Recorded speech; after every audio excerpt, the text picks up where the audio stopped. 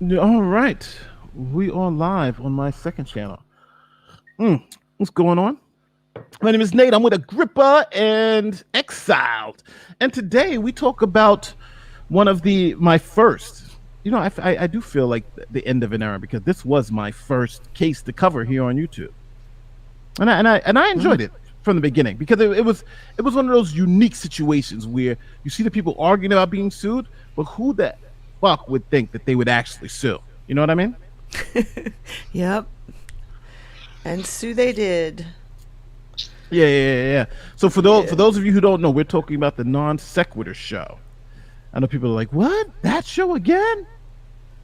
Uh, Yeah, but today the object is to just give our final thoughts and put this bad boy to bed because at the end of the day, this this show it it wasn't really that successful of a YouTube channel, but it was a fun show when it was up. So I don't know. Do you anybody want to give a little background? The non sequitur show was a show here on YouTube. Two guys, Steve McRae and Kyle Curtis.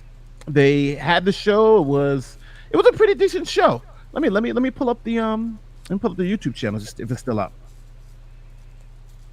What did you guys think about the non sequitur show? look, I think it was a great.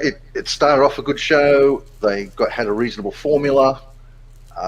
Clearly, they had some great guests.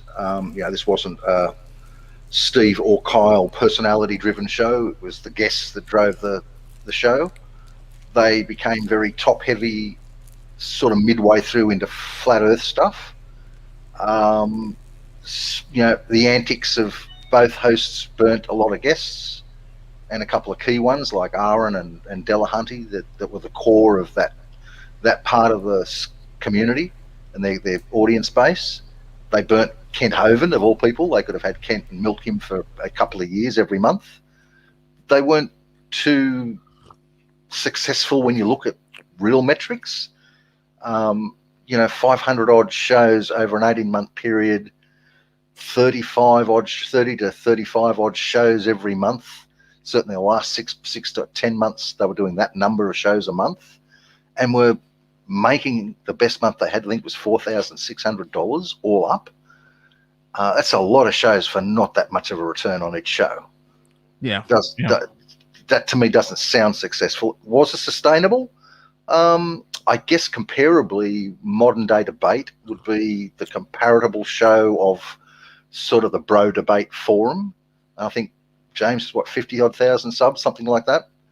Yeah. So they could have got to 50,000. Maybe they could have got a bit more, but I don't think so, because Flat Earth's dead now, which was the big bulk of their debate platform. Certainly while Non Sequitur's going.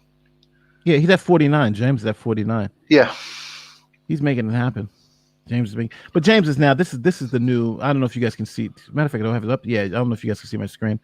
This is the new This is the new non sequitur show. Pretty much, yeah. Debate. Yeah. If you want to do debates and platform debates and all that sort of stuff, you use modern day debate.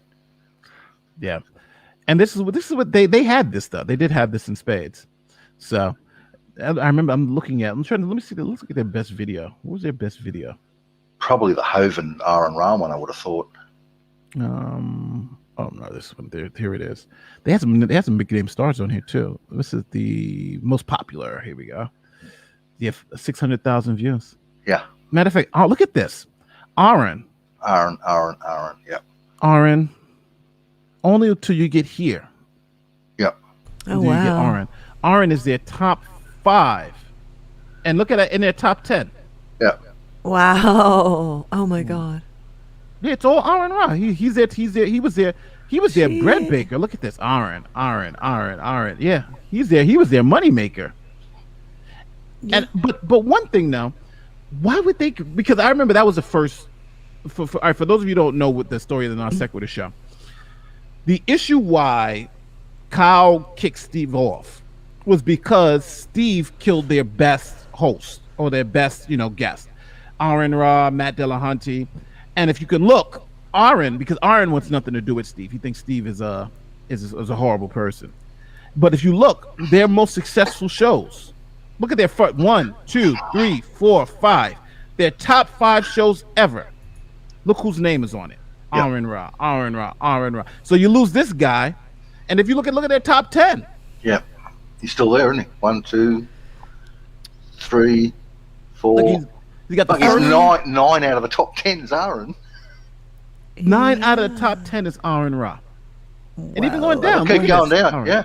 Yeah, he's their moneymaker. Now, and it's funny because you would think Flat Earth, but Flat Earth has a couple of them, but it's not really as big as Aaron. Yeah. Flat Earth has 2. Yeah.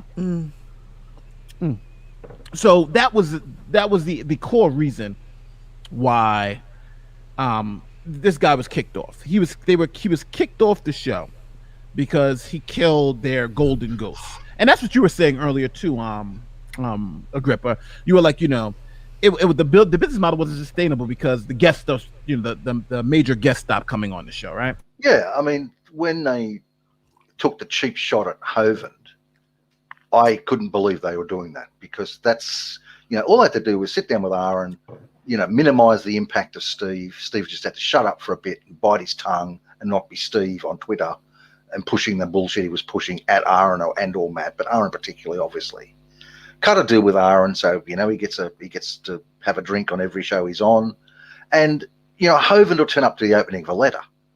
Yeah. So all Aaron had to do was not beat up Hovind too much, and they would still be doing once a monthly Hovind Aaron debate every month. Yeah. And they could have milked it for at least another 12 months, probably longer. But they didn't. They took cheap shots and burnt Hovind, and obviously Steve, did the, I've got a Venn diagram, you don't crap with Aaron. Oh my God. That nonsense. It's just a stupidity. You've got to remember, you had 2 idiots running a channel. One guy was very passionate, clearly reasonably capable at design and music, and wanted to make it, it was all that. One guy just wanted to turn up and bring his personality, whatever that is, and pontificate and pretend he's got value. If you look at this as a business model and look at the partners that are involved in the business model, and they were partners. Let's cut all the. Yeah. I think we got to stop all the bullshit about them not being in a partnership. Yeah, they were a partnership. Whatever weak sort of partnership it was, the fact that it was undocumented, all that sort of stuff, they agreed to share 50-50, whatever the share was. It was loosey-goosey. And Kyle straight up admitted that. He straight up admitted they were partners 50-50, and then he was changing the deal. So I don't, anybody who's saying they weren't 50-50 partners, I don't know where they're getting with that, because we've always said that though. Look, if Kyle turned up day one and said this wasn't a partnership, Steve would have, I think, had a real battle, given the evidence that we've seen presented and that I've seen the correspondence between them. There would have been a real hard push for Steve to show he was a partner. I think he still would have got there, but there wasn't overwhelming evidence that Steve was a partner. I still think he would have got that awarded as a partner, but it wasn't that strong. Kyle just, as usual, didn't show up. Right now, I think the whole thing's just a mute point. I mean, it's a dead channel. There's no cash in the channel at all. Maybe $50 a month, because they're still getting ticks over on views. The reputation of the channel is ruined. There's no big guests that's going to go on the channel. Pretty much, I can't think of a PhD in science that will go on the channel. Maybe Sly Gart. That's about it. Where are they going to get guests from? How are they going to recreate the model of the Non Sequitur show? Or is it just going to be Steve's channel format, with Chesh and seems to be Red now as the partner? Our lawyers and our case, and we're gonna, and it's really, so you got the guy that spearheaded the 2 biggest scams we've seen in our little neck of the internet now partnering with Steve. That's a good look. We haven't even gotten to that point yet about the whole. My view on the whole case is it's a case that should never have gone to court. It should have gone to court as in documents being filed. But, if I was sitting there funding this as Ruhif did, 2 things I would have done. and this is not hindsight, because I said this to Steve day one. Don't go to court. There's nothing to fight for. Your document trail isn't good. It's going to be a really tough fight. There's no cash left. It's all been spent. So what are you really fighting for? The value of the channel. You need to sit down and negotiate with this guy, and do it off air, do it offline, do it quietly, do it quickly, before it becomes emotional. What did they do? We saw it live. They pressured Kyle, put him into a corner, and all he did was lash out and say, right, you're all off the channel. Well, you know what? I think, and again, this is my uninformed view about, I'm telling you what I feel. I don't have any evidence for this, but I think Kyle had already planned to move Steve off the channel before that breakup. I saw, in sort of getting into the whole thing that I did for Kyle. I mean, I saw the correspondence between these two guys back in March 2018, where it wasn't a happy relationship back then. There was a blow up between the two of them about something, and I can't remember what it was. And it wasn't money. It wasn't anything else. It was some other thing. Steve, let's bring Shannon Q in to sort this out for us. Kyle's going, why have we got to have Shannon Q come in? Why? Look, I think we're done here. Something, I have to dig up the screenshots now if I can find them. But that was a year before they sort of really blew up. Can you imagine being in a business relationship like that with Steve McRae? Oh my God. I've not been in it myself. I've seen relationships where partners, or shareholders, mostly not partners, but shareholders, don't talk to each other. They share the same offices, but don't really talk to each other. But the business came first because that was their source. So they got on. They didn't socialise together. They weren't friends. But they just did business together. So it's possible. But when you've got one party actively shooting your best client base, like Aaron, antagonising to the point they don't want to do business with you anymore, that's sort of the death of the business, to be honest. Well, don't forget, these people were very clear. We want to be on the show. We just don't want to be on with Steve. And I think that was the friction now, because you got Kyle, he's got Mr. Atheist, he's blowing up. He's got Aaron, his big, he's got Matt, he's on the upper echelons of this atheist community type thing. Because if you really look at it and look at the stars and people who they started to get, so the show began to becoming really popular because they had TJ Kirk let me pull up the show again, because they really had like a lot of big names started coming on that show for some reason. And the sad thing about it is the whole thing the split happened because Steve needed to be right about the definition of atheism. That's true. That's it. This show is good because Steve couldn't. Steve had to be right about the definition of atheism because of the definition of a word. And Steve didn't be right that no, it's completely different as what you say, Aaron Ra, the hero for for them. Jeez. I'm going to give a little bit of fence sitting here. I'll give Steve the benefit of the doubt in his positions shouldn't affect guests coming onto a show. He just personalised it, which then caused aggravation. Yeah. And people like Aaron, short of temper at the best of times anyway, it doesn't need to put up with that shit. So I think, I don't think Steve's position on whatever the position is, unless it's completely radical, shouldn't affect the show's performance, and you should be big enough to separate the two. Trouble is, Steve didn't separate the two. He went personal with it and started the personal attacks, calling Aaron an idiot and all that. So it's like, really, that's just stupid. Yeah, it's weird because I think the one thing about the Non Sequitur show that I think everybody loved was the artwork. I think it's undeniable the artwork was what really propelled this show. Now, you had to watch the show to really get the full flavor of it, but I think nobody can deny how well this artwork is, and that artwork gets more people to click, because that's what it's about. It's about clicking on these thumbnails, and look how great these thumbnails are. Yep, they are. Yeah. This is real high quality work. Yeah. And I'm not sure how much work Steve was doing behind, but you can't deny what you got here with this stuff. You know what I mean? It's just is undeniable. Well, it wasn't just the thumbnails. So it was the pre-production stuff, the Yeah, video intros, video outros, the music. Kyle, for whatever reason, Kyle really picked up the ball, ran hard with it, tried to make it his own, as in, really committed to the channel. Let's face it, you just got to look at what Steve was before the Non Sequitur show and what he was after the Non Sequitur show. The level of artwork is back to where it was before. The presentations are terrible. He's lucky to get 50 live views, unless he's talking about the Non Sequitur show or himself or some drama. Or drama. Then he'll get 75 to 100. Yeah. But so let's go through the timeline of this stuff, because I think that's the most important piece of this, right? Just the timeline of events. So first you have Aaron says he's not coming on the show anymore because of Steve, right? And then you got Matt saying the same thing. I love the show, I'll come on.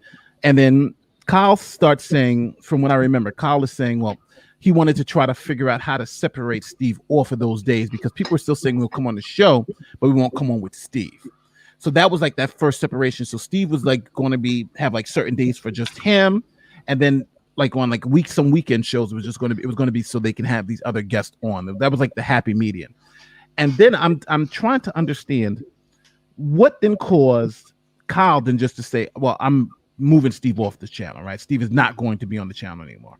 Because at the point, he wasn't, from my understanding, he was a 50-50 partner. I don't know why people keep saying he wasn't. So if he's a 50-50 partner and you want to remove him from the show, dissolve the partnership. Simple. Yes. I think the difficulty when it comes to the 50-50 partnership thing is, I don't remember if there's actual evidence for this, but I do remember that, apparently Kyle, offered an LLC or whatever it is, and Steve went no. And Steve didn't want to have money going into his bank or something like that. He wanted cash. And those kind of things make you wonder what's going on there. But we didn't find out about the cash thing until after they tried to settle, because at the point, Kyle admitted it was a 50-50 partnership, and Kyle said, I gotta pay you, right?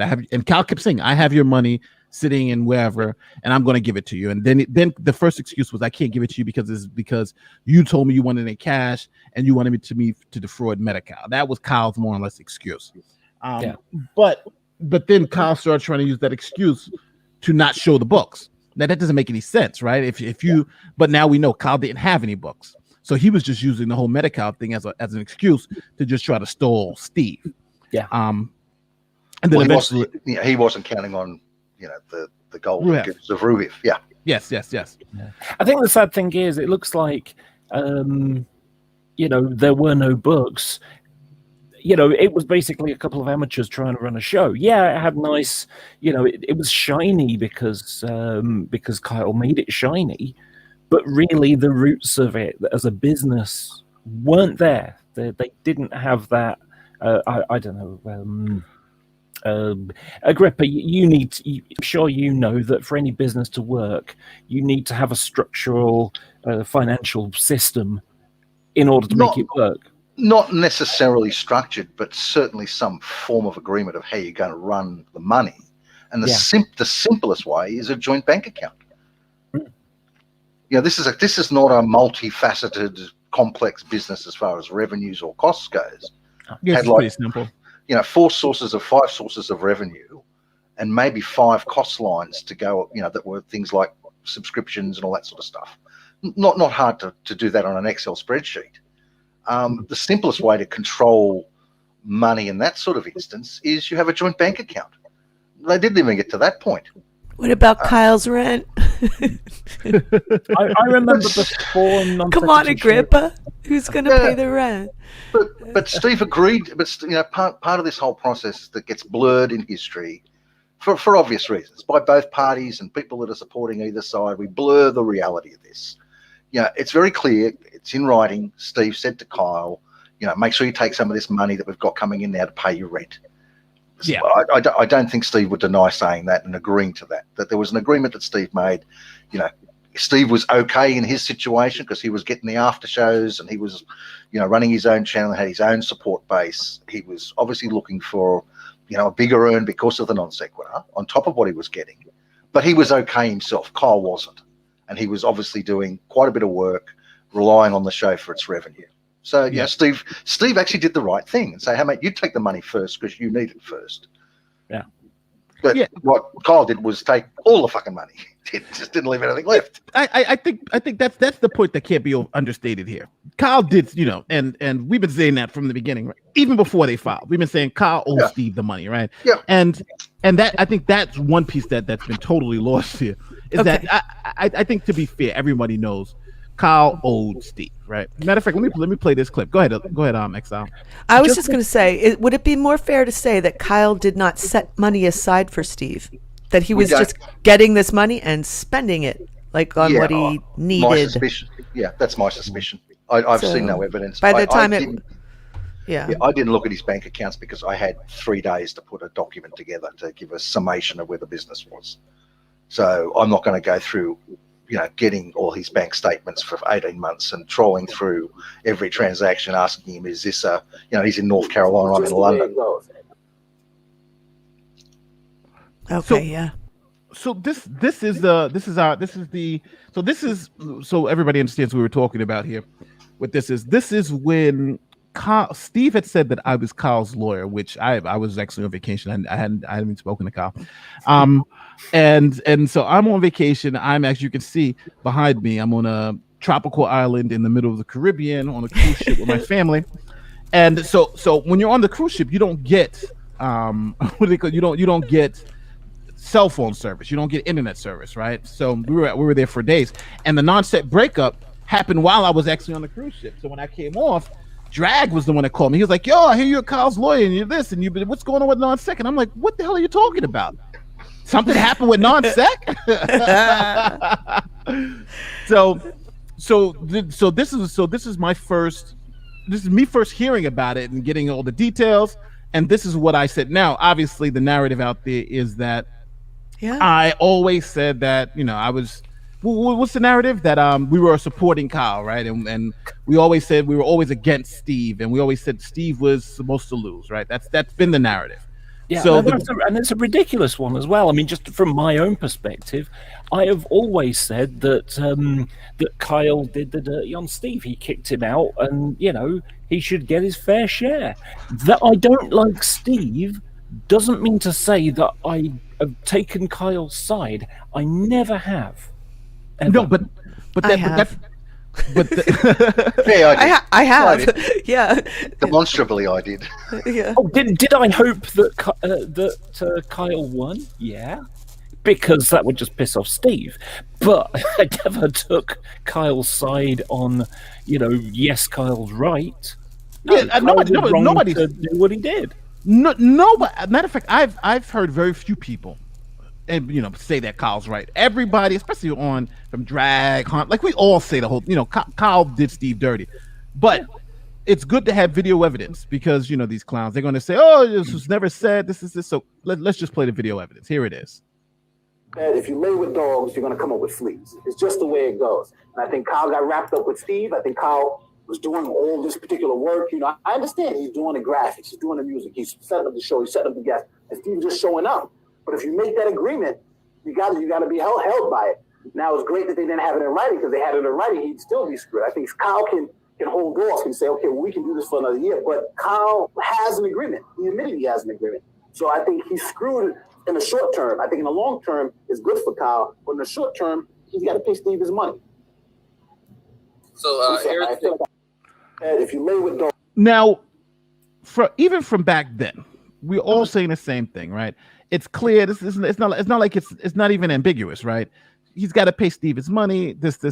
Now, and moving forward from that, then we get to the point of Kyle eventually kicking Steve off the show. They have the big fallout, and then what happened? Then they sue Kyle. Well, so now, really, what happened is that Kyle tried to run the show without Steve, and the live chat was just full of, screw you, you kick Steve out, you disgusting piece of shit. And so Kyle then went and buried his head in the sand for months and months. Well, Kyle until he got sued, and then it got into the whole, I moved house. Oh no, you didn't. Well, one thing I think Kyle underestimated the response from the community because nobody wants to see anybody get screwed, and essentially that's what Kyle did. He screwed Steve, and that wasn't fair. Even if he thought Steve was going to be bad for the show, he should have just created another show, right? He should have just done something else. And then had it, because he had the names. You got Aaron, you got Mr. Atheist, you got all that stuff. The label is one thing, but you just move all those people to, hey, we're going to be doing these type of shows on this channel. Me and Steve will stay here to do that type of stuff, but I have a whole nother channel that we're going to be dealing with, and I have all these guests. Like, you have all that resources, but instead of looking at it that way, I think he said, well, I'm just going to grab this, right, because it's already done. I don't know. It just didn't make any sense to me why he wouldn't just redo it. I think he figured out that once you get into a relationship with Steve, there's no getting out of it without like long-term problems. Mm-hmm. Yeah, and he probably just wanted to wander off after. Oh no, that. He didn't count on Ruhif. Simple as that. Yeah. It was a bum fight where neither of them had any money at all. Therefore, there was no chance of any legals. That's what Kyle was playing. I have no hesitation in saying this. I think Kyle wanted Steve gone way before it all blew up. The fact that it happened on air didn't mean it wasn't going to happen in real life. It was just a matter of time. Yeah. Even if they'd agreed to keep going for 6 more months and had it all quiet, kept it all quiet, and Kyle didn't blow up and it didn't get brought to a head and all that sort of stuff, there still would have been a reckoning, which is, okay, Steve, up until this day, I'm going to pay you 50-50, but I'm doing all the work. You don't seem to be doing all the work. So we need to have a conversation about what the partnership really looks like going forward. Yeah. So this conversation would have happened at any stage. Even if they were getting on really well and it was firing, there still would have been that conversation because of the workloads. They weren't comparable. They weren't 50-50. And then Reds got involved. And look, Reds brought a lot of viewers to that channel. Yes. A lot of subs to that channel. And to be fair to Reds as well, he saw an opportunity to, boost Steve himself, whatever, power play he was playing, and he brought probably, I would go as far as say half, or if not more, of the sub base and viewers, which is why it became very flat earth heavy towards the end of it. But even if you look at that flat earth, I think got it boosted. But the real talent of that channel was Aaron Ra. Oh yeah, there's no doubt about it. You can just see it from the metrics. You can see it from the videos. Aaron was driving their views. Aaron was driving their money, and Steve didn't see it, and maybe Kyle saw it, and all the other stuff they were doing was trying to grow, but their moneymaker was Aaron Ra. Yeah, I think that as I said before, it comes down to Steve's ego needed Aaron Ra to be wrong on the definition of atheism, because that's Steve's biggest argument out of everything else. If you go into Steve's YouTube channel, the definition of atheism is like, 2/3 of his, his one big shining thing. It's like Kent Hovind and young Earth creationism is his big thing. But that's his life's work. His life's work is the definition of atheism. Yeah, so who are the big names in the sort of great debate as a big whole? Matt Dillahunty, Aaron Ra, and those people need to be wrong because they're not using the definition of atheism right. And so is there any surprise that Aaron Ra said, no, I'm not going on that anymore, thanks very much though? It's funny because, like, when I speak to Matt Dillahunty, when I speak to Aaron, it's almost laughable because everybody keeps saying the same thing. Doesn't he understand words are used in context? And I'm like, yeah, I think he does. I am assuming he understands. He's like, yeah, because it all depends on the context of the conversation. There's a word now called GOAT. Like, if I say you're the GOAT of basketball, that means you're the greatest of all time, right? GOAT is greatest of all time. It's spelled out. It's the first letter of each word. An acronym, yep. So it means that you're the best of that sport ever. Michael Jordan is the GOAT of basketball. But if I say, I was like, oh, that guy's the GOAT of the game, In that context, that means that was the worst player of that game. That guy was the reason why he lost. So even that word GOAT in today's vernacular has the best ever, or you can be the reason why the team lost the game. And Steve doesn't understand atheism like that, has a contextual piece. And the funny thing is that's why they laugh at him. That's what they've been trying to tell Steve for all this time. Like, yes, in philosophy, it's contextual. It all depends on what you're using the word for. There's no standard definition. Like when I speak philosophy, I only speak that. That's stupid. And that doesn't mean that's meaningless. That's not how language works. But Steve will never understand that, because if you already know the answer to the question, then no one can tell you why you're wrong, right? He already has the truth. And that's how it is sometimes with religious things too. When you already know the truth, then the truth can't get in because you think everything else is a lie. Go ahead, Exile. That's you trying to get the definition of atheism is Steve's religion. Yeah. No. I just wanted to say I've never watched a non sequitur show ever. I never watched any of it. No. So like by the time I entered the community, it had just broken up. Yeah. But the thing is, what I was wondering is, what do you think would have happened if Kyle would have gone into court with his lawyer and not made it about service?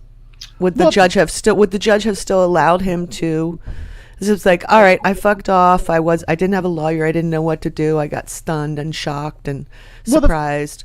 But can I continue now? Would they have let him do that? Yeah. Well, the first thing, the one thing that you got to do, if you're in this situation like this, right, for default judgments, what you would do is you go to the court and say, hey, listen, I didn't realize this was going on, blah, blah, whatever, right? But you say, I wanted to defend myself. Now, the court generally, unless they can prove that you just said, F the court, F this, F that, they'll generally say, okay, we're going to allow you to defend yourself. And that's when it goes on. But instead of him just going to the court and saying, hey, I wasn't ready, this, and try to give an excuse, understand that the courts generally disfavor default judgments. And they would say, okay, well, we're going to let you put in a reply in fairness, right? Because we don't really know any of the details. He could have did that at any time, but since him choosing not to do that, and then to come with this lie, because that's all it was. It was a straight up lie. He loses on everything, especially now that he's forged documents. I know some people are saying that he hasn't forged documents, but him forging documents killed his case.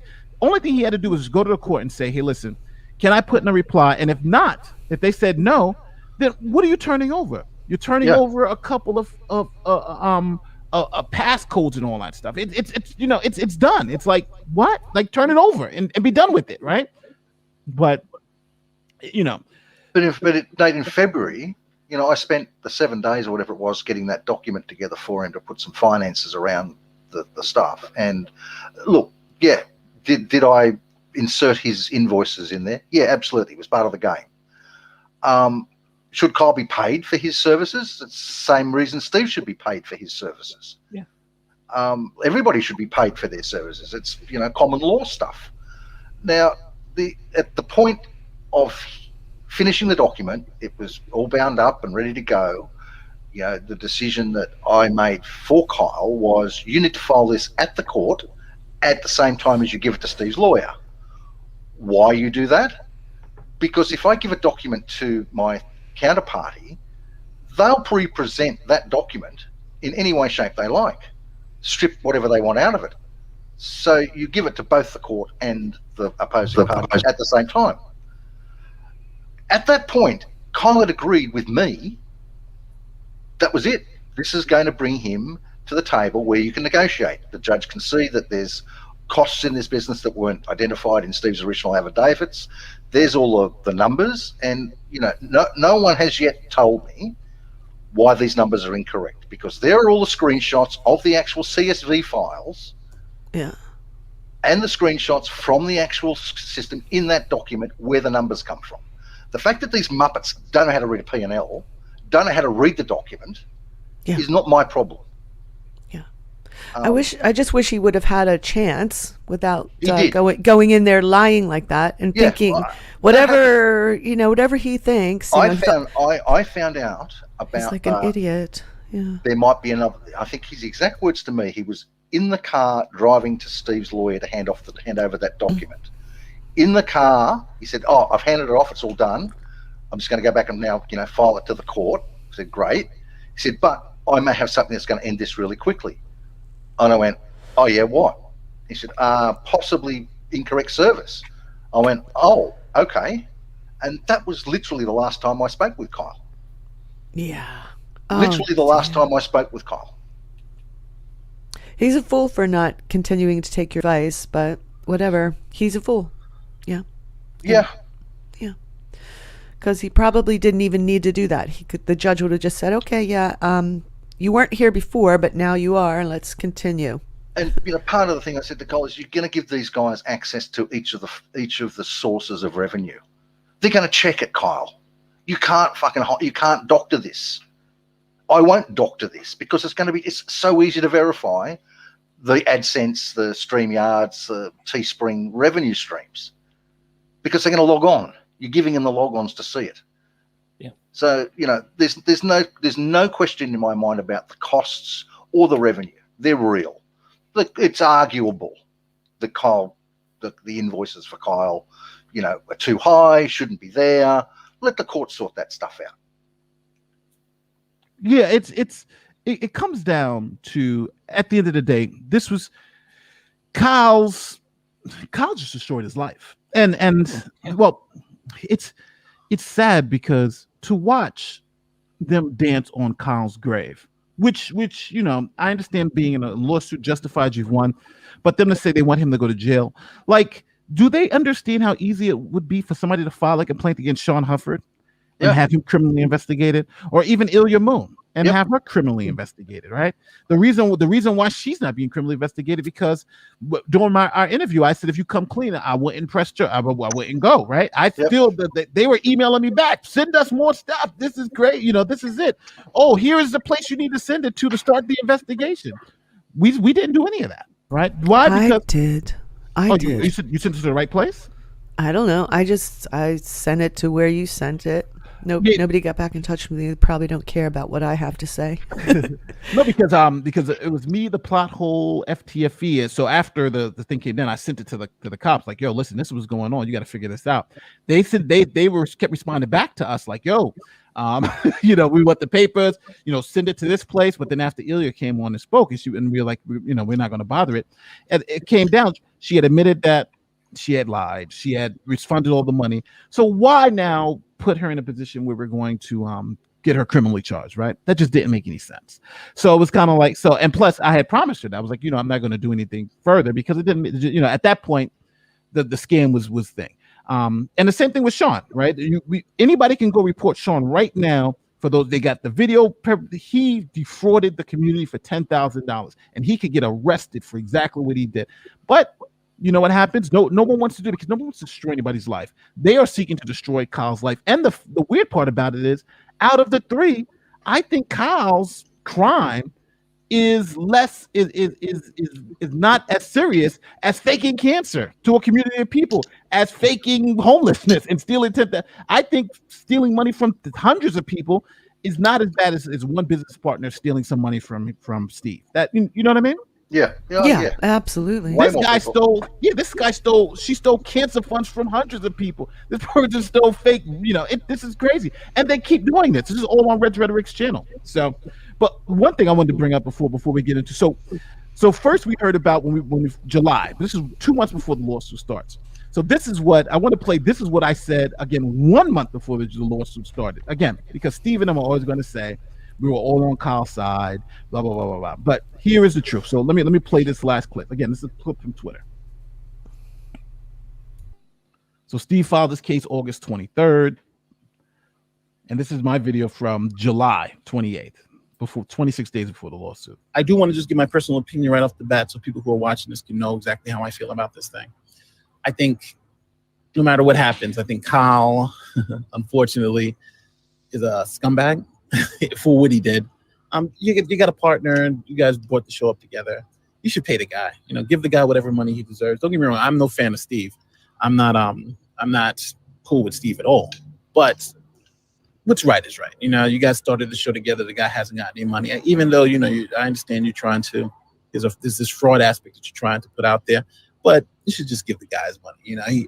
He worked, he deserves to get paid. And the way the breakup happened, I think also was poor. Maybe Kyle's just afraid of confrontation or whatever, but that shouldn't happen to anybody. And I think even if this quote unquote fraud issue is something real, it's not really something that I think you should stop. Like even if, and it's a big if, even if Steve committed some type of fraud, I still think, that doesn't change my opinion on, the show or what Kyle did to Steve. I think Steve still deserves his money, and the fraud issue honestly is maybe just like a red herring, but it's a serious issue that I think has to be discussed. So that's us. That's me now explaining my feelings on the lawsuit before the lawsuit's even filed. Now, again, you're going to hear Steve and them continue to say, we all supported Kyle. We all believe, and again, it just becomes incessant because we have the video proof, right? The video evidence is here. Did you guys hear that? Yeah. Yep. Yeah, the video evidence is here. It's not like there's any. I don't think there's any doubt. So now we're at a place now where they're trying to now spin this, and the one thing I think is always also funny too is Reds and Steve. Anybody who supported Kyle, is just as bad as Kyle. Well, let's not forget, you guys just supported someone who faked cancer and someone who faked homelessness, right? Yep. Am I wrong with that? They supported two people. It's just they supported people who faked cancer and faked homelessness. My absolute favorite one was Steve tweeted, about the Ilya Moon thing. This is nobody's business. Nobody's. And, it wasn't interesting how it was everybody's business that, that Steve... that Kyle stole from Steve. I mean, Kyle stole from his daughter. I mean, Kyle stole from the fans. Excuse me for saying the same thing in three different ways. That's just how Steve has twisted it into one thing to another and so on. And yet, it was nobody's business when Steve's friends, Ilya Moon and Sean Hufford, stole from the fans. Steve is a walking example of hypocrisy in almost every single thing that he does. Victim blamers, all of you. Yeah, but, let's just be grown up about this. Look, me more than anybody here, except maybe my mate Nate. I'm here. I love trolling these idiots because they're idiots. I troll the Supreme Court of North Carolina. Hell, I'm not going to sit here and wrap myself in the blanket of virtue and say I'm a really nice person on Twitter and the internet. I'm not. I do it for laughs. I do it because these people are idiots. And this was hilarious to watch these two fools fighting over what is now and was 3 months after the court filing a dead channel. Now, has anybody ever checked have you recently checked the Social Blade? They're still getting about 40 views a video. Yeah, they're every making about $50 a month. They're making about $50 a month to $100 a month. Yeah. But look, at the end of the day, you've got two bums fighting over a channel that doesn't exist anymore. Now, initially, the first 6 months of that, from in the last part of 2019, could it have been saved and turned around if Steve got hold of it? Yeah, probably. But, probably, possibly, don't know. I doubt it. I really doubt it, because at the end of the day, if let's assume that Steve gets the channel back, he's probably going to spend the first 6 months of it gloating. Well, and really, it's going to end up with people who don't give a shit about the drama and wanted the philosophy and etc. They'll end up by, I'm out of here. And yet, and so at the end of the day, it's going to be full of Steve's mates who already subscribed to him anyway.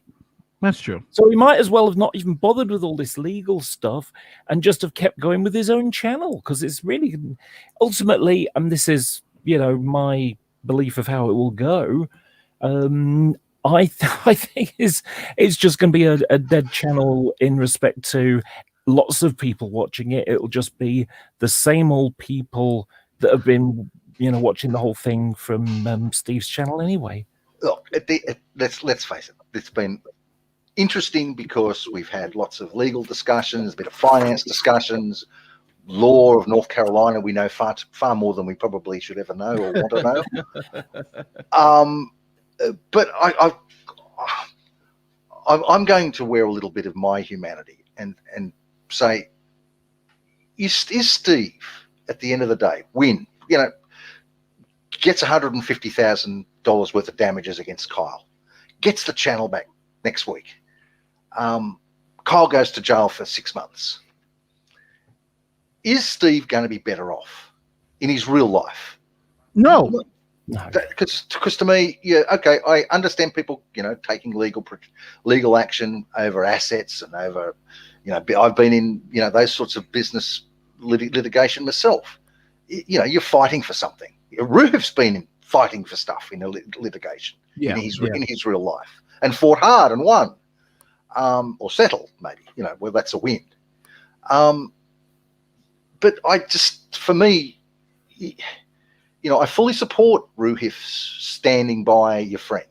It's particularly an Australian thing to do, but it's not just restricted to Australia. I think anybody that's a decent person that had a friend in trouble and needed some help would do what they can. And Ruhif's got the resources to throw money at things. And he's not stupid. He's been in litigation himself, so he understands the game. But there had to have been a point at some stage where you as a friend would say, look, we're going to spend, I'm saying somewhere between 50 and 70,000 US dollars is what the bill is at the moment. Steve, this channel's now dead, and that call would have been sort of January, when Kyle put the bullshit out about his not being served. Holy shit, this is going to drag on for fucking another year. Yeah, 6 months. Let's go back to that time frame, because the first thing is that Kyle then comes and says that he wasn't served properly, right? So just so everybody understand the timeline of events. I had called Kyle. Well, no, Kyle actually, I contacted Kyle about doing artwork for the Magic Sandwich Show. So Kyle was going to do Magic Sandwich Show artwork and artwork for my own channel, which he actually did. He actually did a couple of thumbnails, and it's funny because I remember everybody was so like, "Oh my god, these are amazing thumbnails." I remember asking about one. I was like, "Whoa, that's really good." Like you've upped your thumbnail game, guy. And I was like, "Yeah, that's Kyle Curtis's thumbnail." So during that time, I remember when we were trying to ask him just about the artwork, because obviously the artwork he was doing for non-sec was outstanding. So when we asked him to do the artwork, he had said yeah, he wanted to get back in the game. So I remember I had told him, I said, well, listen, we can't, it's not like we can put you on camera or actually put you on the show, because you're just too toxic right now, and especially going through the stuff with Steve. If you want to stay in the background and do artwork and stuff, that's fine. And we'll actually pay you for it, but everything's going to be on an up and up. We're not going to do this whole, handshake agreement, because we see how the fuck that went with Steve. Fuck the handshake. We're gonna, put some stuff in writing, and we'll pay you for whatever proceeds or whatever stuff we get. But then I remember I asked him, I straight up asked him, I was like, so how's everything going? I know, I feel unfortunate about the default, because he had just gotten a default. And he said to me, he said, default judgment? What default judgment? I said, you haven't seen it? There's a default judgment against you. They're screaming about it. Then he goes and looks at it and says, oh my God, and I was like, yeah, why don't you just turn over the finances, show him what happened, and that's all she wrote, and his response to me was like, oh man, I don't know how to do it. I don't know what to do. I don't know how to give it all. And I said, well, maybe if I can get somebody to help you with it, because I thought it was just a simple thing, just turn over the documents and call it a day. So I said, well, hey, you have your taxes. Obviously you did taxes. You said you had an accountant. I told him, I said, you said you had an accountant. He had no accountant. He had nothing. Everything was a lie. So I said, well, listen, I may know somebody who has some business acumen that can just help you put the document together so you can have something that just makes sense. Then in comes Agrippa. So I introduced him to Agrippa, and Agrippa took it from there. And one of the more interesting pieces about it is that when I showed him, I sent him the two things I did. I sent him the video on how to deal with default judgments. And the first thing the guy says, if you could just pay it or get rid of it, that's the best thing to do. Bankruptcy and fighting it. And I don't know what happened, because then like Agrippa said, one day he just came up and was like, hey, I was living with my boyfriend, and here are these documents. And I was like, what? And then when Steve started saying it, yeah, we knew he moved in with his boyfriend. We knew he moved in with his boyfriend. It was like, okay, so he did move in with his boyfriend. He looks like this. He might have a legitimate not being served. But here's the kicker, is that when that first happened, and Steve was saying, he had moved in with his boyfriend, it didn't matter where they sent the paperwork to. UF was pushing that. I got someone who was close to Kyle, or allegedly close to Kyle, and they pulled me to a side, and they actually spoke with me. They didn't even say, it wasn't even a DM. They spoke with me. And that person told me, on the condition of anonymity, that Kyle didn't live with his boyfriend, and that Kyle was lying about not living with his mom's house. Now, I couldn't verify any of that because at the time I had Kyle's thing. I had Kyle's, he filed this stuff with the court. And I even told this person, I said, well, listen, you got to be mistaken. He's filed bank statements. He's got rent receipts. He's got this. And the guy said, listen, I don't know what it's about, but that can't be true because from what I know, it just didn't happen. So when she said that, I was kind of like, it's, shit. This is not making any sense. But then I said, well, what the responsible thing to do is, because I believe this person was credible. And so I went and I told Ruhef, I was like, well, listen, just so you know, because I don't know if this is true or not, either he's committed fraud, either he forged all these documents, or he's or this person's just lying to me, which I didn't think at the time. But from what I'm understanding, he never lived with his boyfriend. From what I'm understanding, but I can't prove it. Ruhef then says, well, yeah, but it doesn't matter anyway. That's what Ruhef said. It doesn't matter anyway, or something like that. And this was 6 months before they found that the documents were fake. So at that time, they already knew something was up, but I don't think they believed me when I told them something was up. Now, Ruhef has come forward, and he said, he actually tweeted out. He said, yeah, Nate did tell us, but he didn't give us enough information to go on to determine what was going on. But they did. Yeah, but they did. But they didn't have enough information because I didn't give up the source. But I explained to them that this was a good source and this is what they were telling me.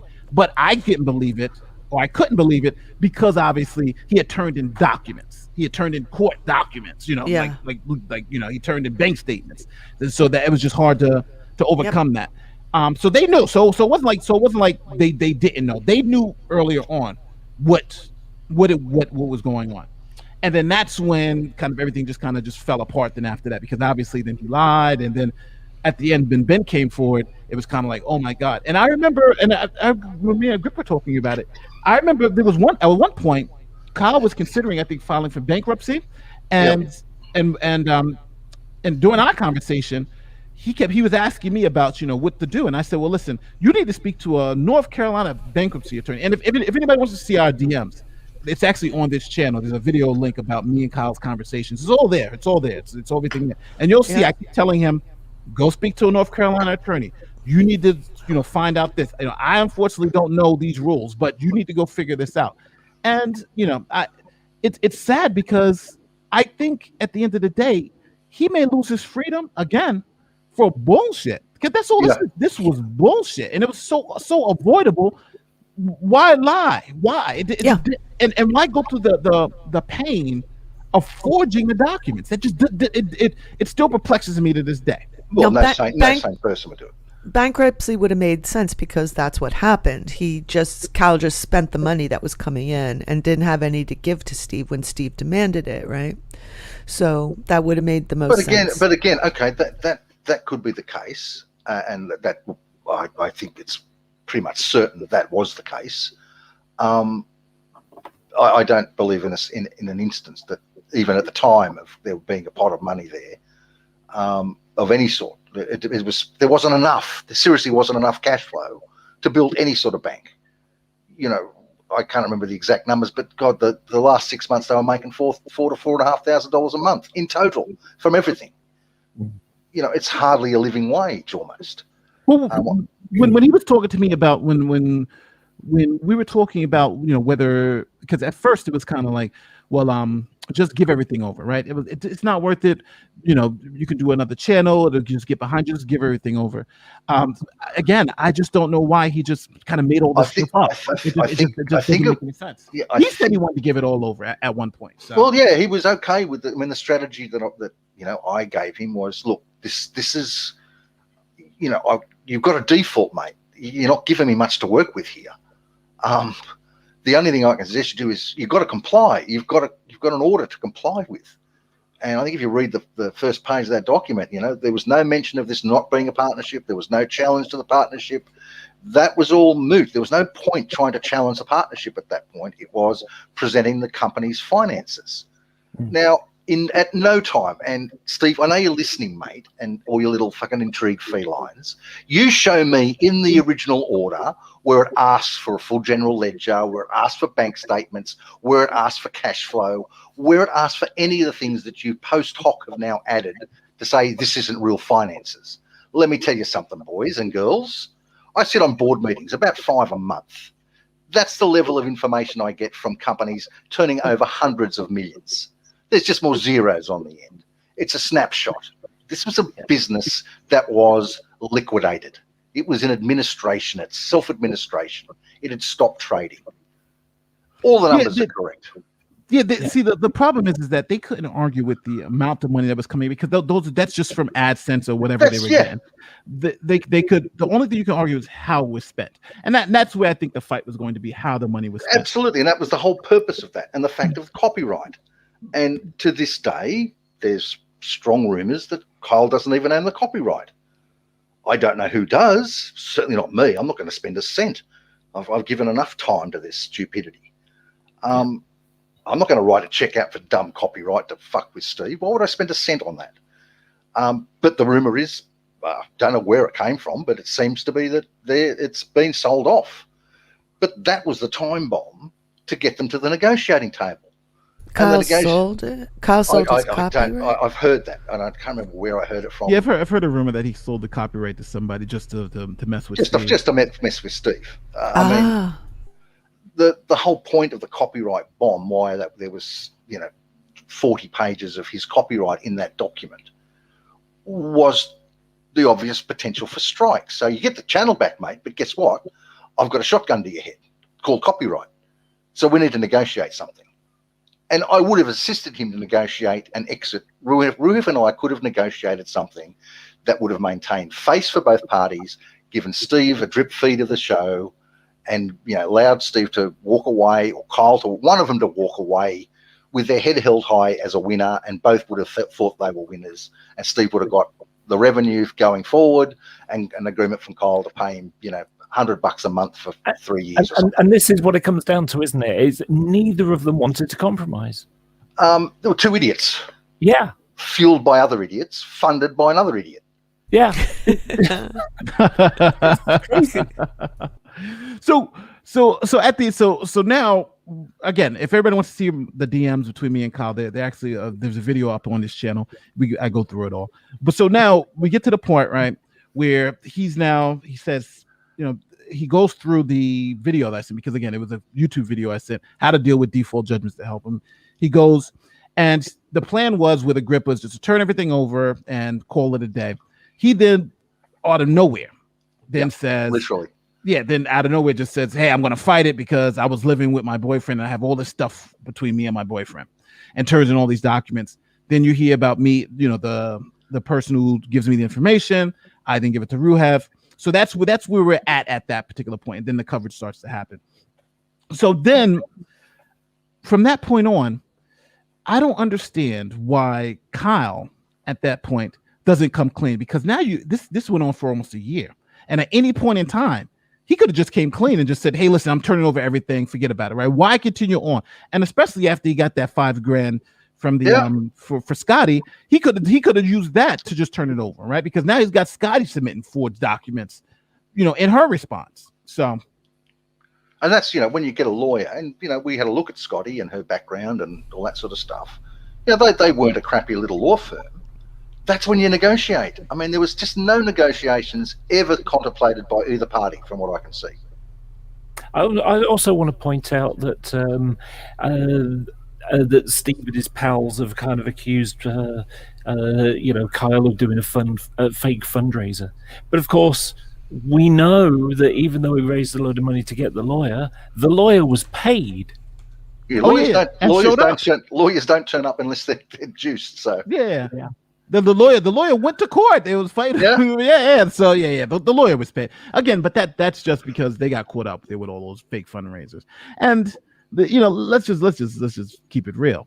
These people have been stealing money from their community for all these years, right? They've been literally stealing money. Ilya, Sean, and even remember when Steve had the fake fundraiser for what's her name for the Katie woman. Joy. Yeah. The woman that hated Katie Joy, whatever her name is. Didn't he buy a new computer or something? Yeah. And think about this even with Bull. After Bull's death, instead of going and saying condolences to the family, you send somebody to go destroy his computer. Yeah. So these people have some deep secrets between each other that I think just needs to be needs to be sorted out. But at the end of the day, though, this thing fell apart for Kyle because Ben came forward. Yeah. If Ben didn't come forward, I think we're talking about this in a totally different way. But Ben coming forward was the death nail for Kyle. Now, supposedly Ben came forward because he saw Kyle on I think an Instagram message with a new boyfriend or something like that, and then that forced him to seek out Steve, and then that's because let's not all forget too. Steve was also fooled. Steve believed that Kyle lived with Ben. He kept saying it. Does everybody understand it? Because I think a lot of people missed that point. I get that. Yep. Steve believed up until the time that Ben said no, he didn't, that Kyle lived with Ben. He was saying it. Yep. He continuously said it. So it wasn't like I just want everybody to understand that it wasn't like we were the only ones that believed Kyle. We believed Kyle and we believed Steve because Steve was also saying it too. He knew for a fact that he moved in with his boyfriend. Very important to point that out because he's trying to retcon the whole thing, this Mr. McRae. Yeah. No, but that's look, everybody's going to do that. I mean, Of course, yeah. That's Twitter and that's the internet. It's all, what stories people are going to believe today. If you're any sort of smart person, you're going to sit there and look at, what was it? Was it Orgy and Argy, and he had Creep Show Art on that show, and what was the response? Creep Show was defending him. Channel died, Shannon. Have some respect. But I can't think of the fairly large YouTuber who's got 250,000 subs. Starts with an M. He was saying to Steve, why doesn't this millionaire guy make you whole? Was his words. Just give him the money. Yeah. And my stance, I started to get into this, and we sort of got a bit distracted.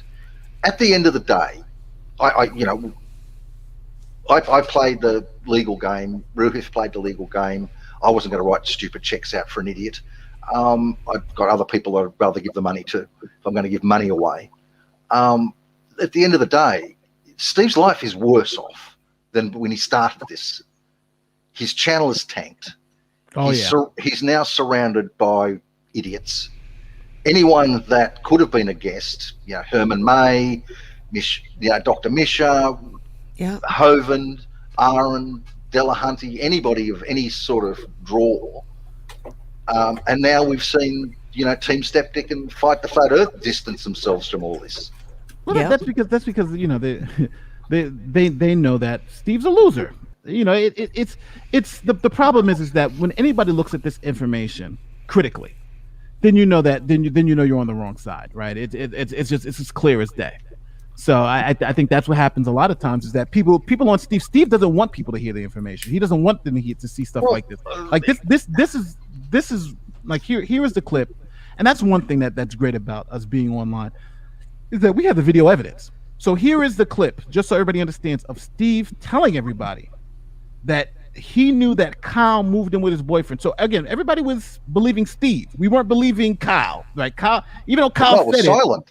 Yes, but Steve, this is what Steve was saying about whether Kyle moved in with Ben.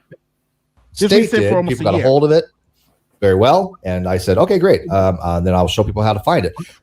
But I did note, and Jimmy saw this, that the information on there was old. That was Kyle's old address. People had known that he had moved. He moved in with his boyfriend, which I don't have the address for. That was I wouldn't even think it was several days. It was a couple days after he was served, right? I mean, so he had plans to move, whether he was avoiding service or not, I don't know. But the address on there was old, wasn't relevant any longer. Even if it was, it still wasn't doxing because it was public information. So, but there was two things that would definitely prevent it from being doxing. One, it was already public, and two, more especially, I think to be the case that it was not even correct information any longer. But I think Jimmy wanted to point that out, that he wanted to make an issue of his doxing or not to hide the fact that of all the things that are in the document, right? So now that clip, my lawyer is like, this is pure. So one thing about that first clip is that Steve said that he moved right after he was served. So I'm like, okay, I understand that he moved after he was served. Now this second clip, Steve then changes it and says, no, he moved before that, but it doesn't matter. Check this out. For gamesmanship, he was served properly. We know where he was served, which again, we knew was a previous address. He already said he had moved. So just to clear, he moved. That was a previous address what they served.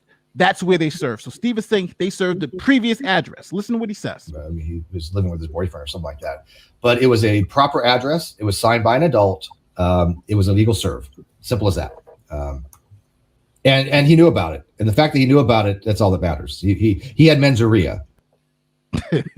He had what? He had menzoria. Again, Steve's just talking about like medical illness. Yeah, he has menzoria. But the problem is that Steve told everybody that this guy was it was literally Steve that was telling everybody. He moved and then he's changed it up. Well, he moved then before he was served, but we served it to his mom's address, and since she got it, it doesn't matter. So at this point, Steve even believed he moved. So I don't understand why they keep trying to pretend that they didn't believe Kyle too. They believed him. It's clear. We have and these are just two clips. There's so many more clips of Steve just straight up saying this. Yeah, and of course we also saw Steve presented the paper where the UPS guy, whoever delivered the service, mum's signature, and it was the box for is a legal. I can't remember what it is. Is a legal agent wasn't ticked. So even if Kyle had moved in with his boyfriend, it's still, or hadn't moved in with his boyfriend, it still would have been legal service. That's true. Listen to this last one, because this is the final one. This one put up by Minister Sobriety. Shout out to Minister Sobriety. This is again Steve talking about where does Kyle live. So let me ask you this. He was served at the last known address, which I said wasn't. He had said he had moved. This is why I said that it wasn't his. I said it was an old address, right? I remember I said that very specifically. And some disreputable people have latched on that and said to him, "Hey, look, he served an address he knew that wasn't your correct address. That's false. That's a false service, right? That's not legal, which is completely wrong." But the service was his last address. He had no forwarding address from there. It wasn't returned. They had a family member sign for it that was over 18, and the next day or two, he admitted he was served. So just to be clear, so I don't know what more they want. He is the one saying that they sent it to the wrong address. He is the one saying that they sent it to the wrong address. And here what OPT's lawyer says about it. Check out what OTP lawyer says. Say to that. Was that proper service? It's a bit quiet. Sorry, he's talking now. Just because, again, not licensed in North Carolina. But what I would say is that's going to be really hard for him to argue that he wasn't properly served when he's admitted on tape that he was served. Just going to say, kind of a thing. Just going to say, kind of a thing. Just going to say. He's messing with OPT. But at the end of the day, they believe that Kyle had moved too. These people believe Kyle had moved. And now they're trying to say we knew from all along that Kyle didn't move. What? Yeah. What the hell was this whole court case for the past year? It was about where did Kyle live? But isn't the because we had the thing with Ruhif where he was explaining presumption, and to me it didn't make sense. You serve somebody incorrectly, they say it's incorrect. In North Carolina, there's a presumption of service that you've said enough or shown enough to the court that you've tried to serve someone and they haven't come back and objected, then they presume that service has been done. They don't turn up to court to challenge it.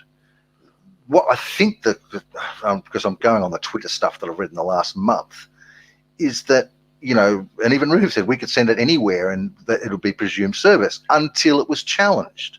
Yeah, see, the problem is that the way it generally works is that you serve someone, right, at their whatever address you have, right? And if adult signs for it, then they're presumed to be served, right? If somebody signs for these paperwork, then they're presumed to be served, right? Because people like to play games. So then the person this actually happened in a Toddy Westbrook lawsuit too, which is interesting.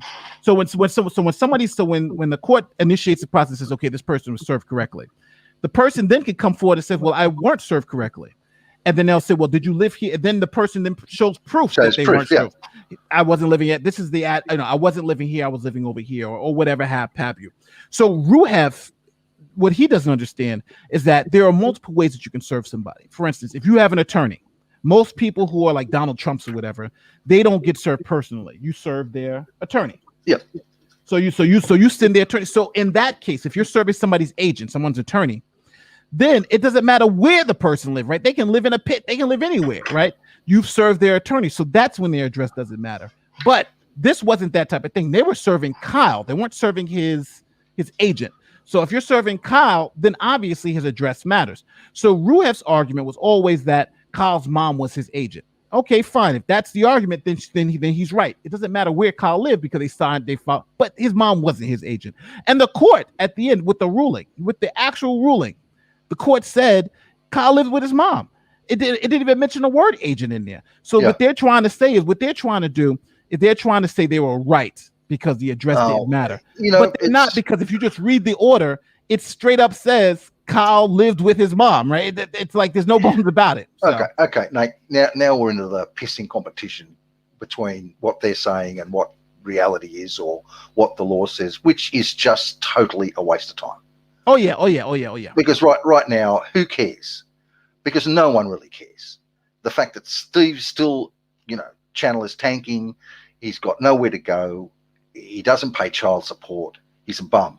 His life's no better off. I'm going to take whatever people consider my moral high ground is, mightn't be that high. I'm an investment banker. Who cares? It's the end of the day. It's about friendship. This is a thing about friendship and supporting a friend. If I was Steve, I would be seriously questioning my friendship with Ruhif at this point, because this is not how friends act to each other.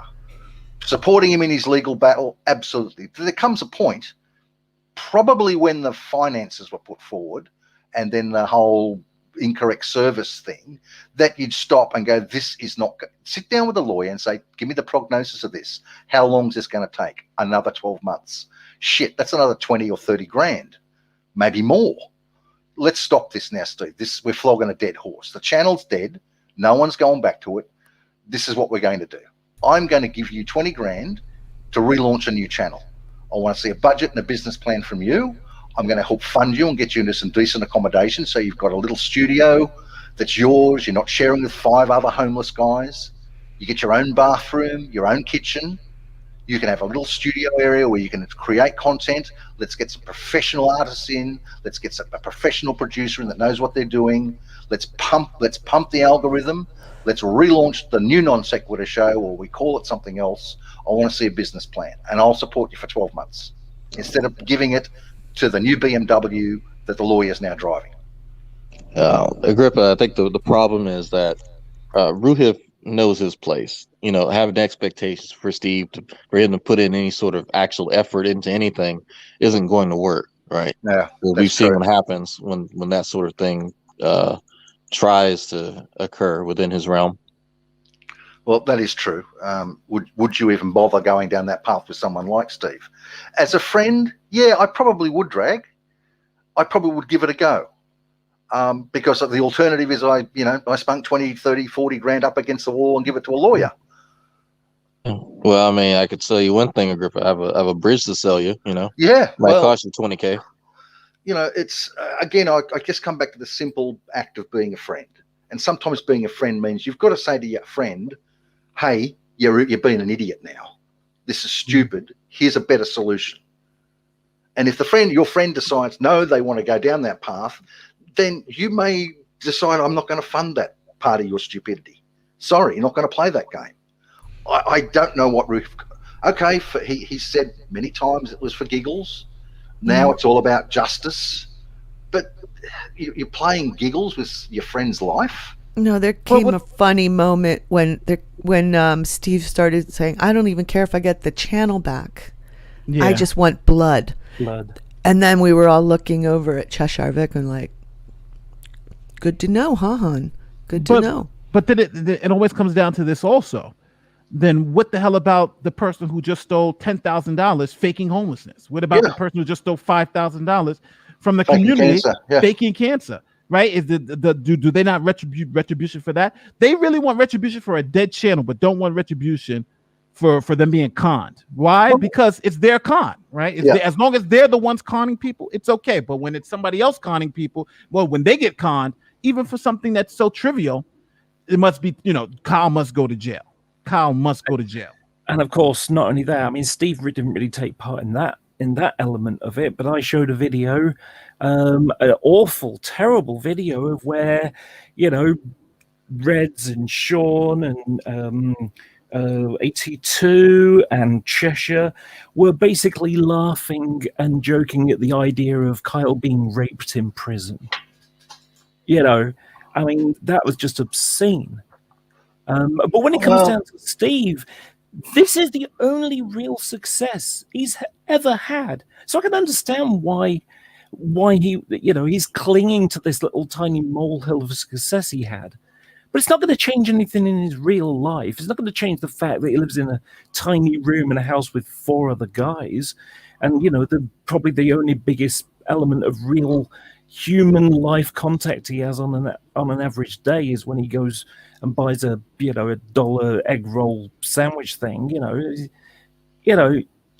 It's sad to look. It's almost voyeurism of someone's failure. I had to stop watching it.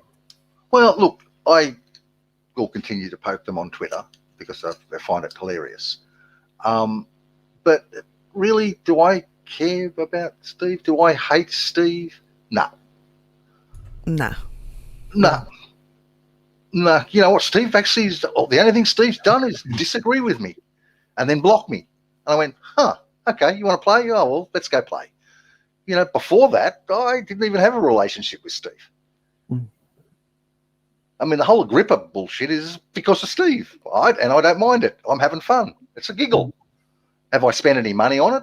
Bit of time, but no money. Where Steve's at, where's Chesh at, where's Red's at? Well, Red's a social pariah now. Even his own community won't touch him. He's got a core band of maybe 20 people that support him.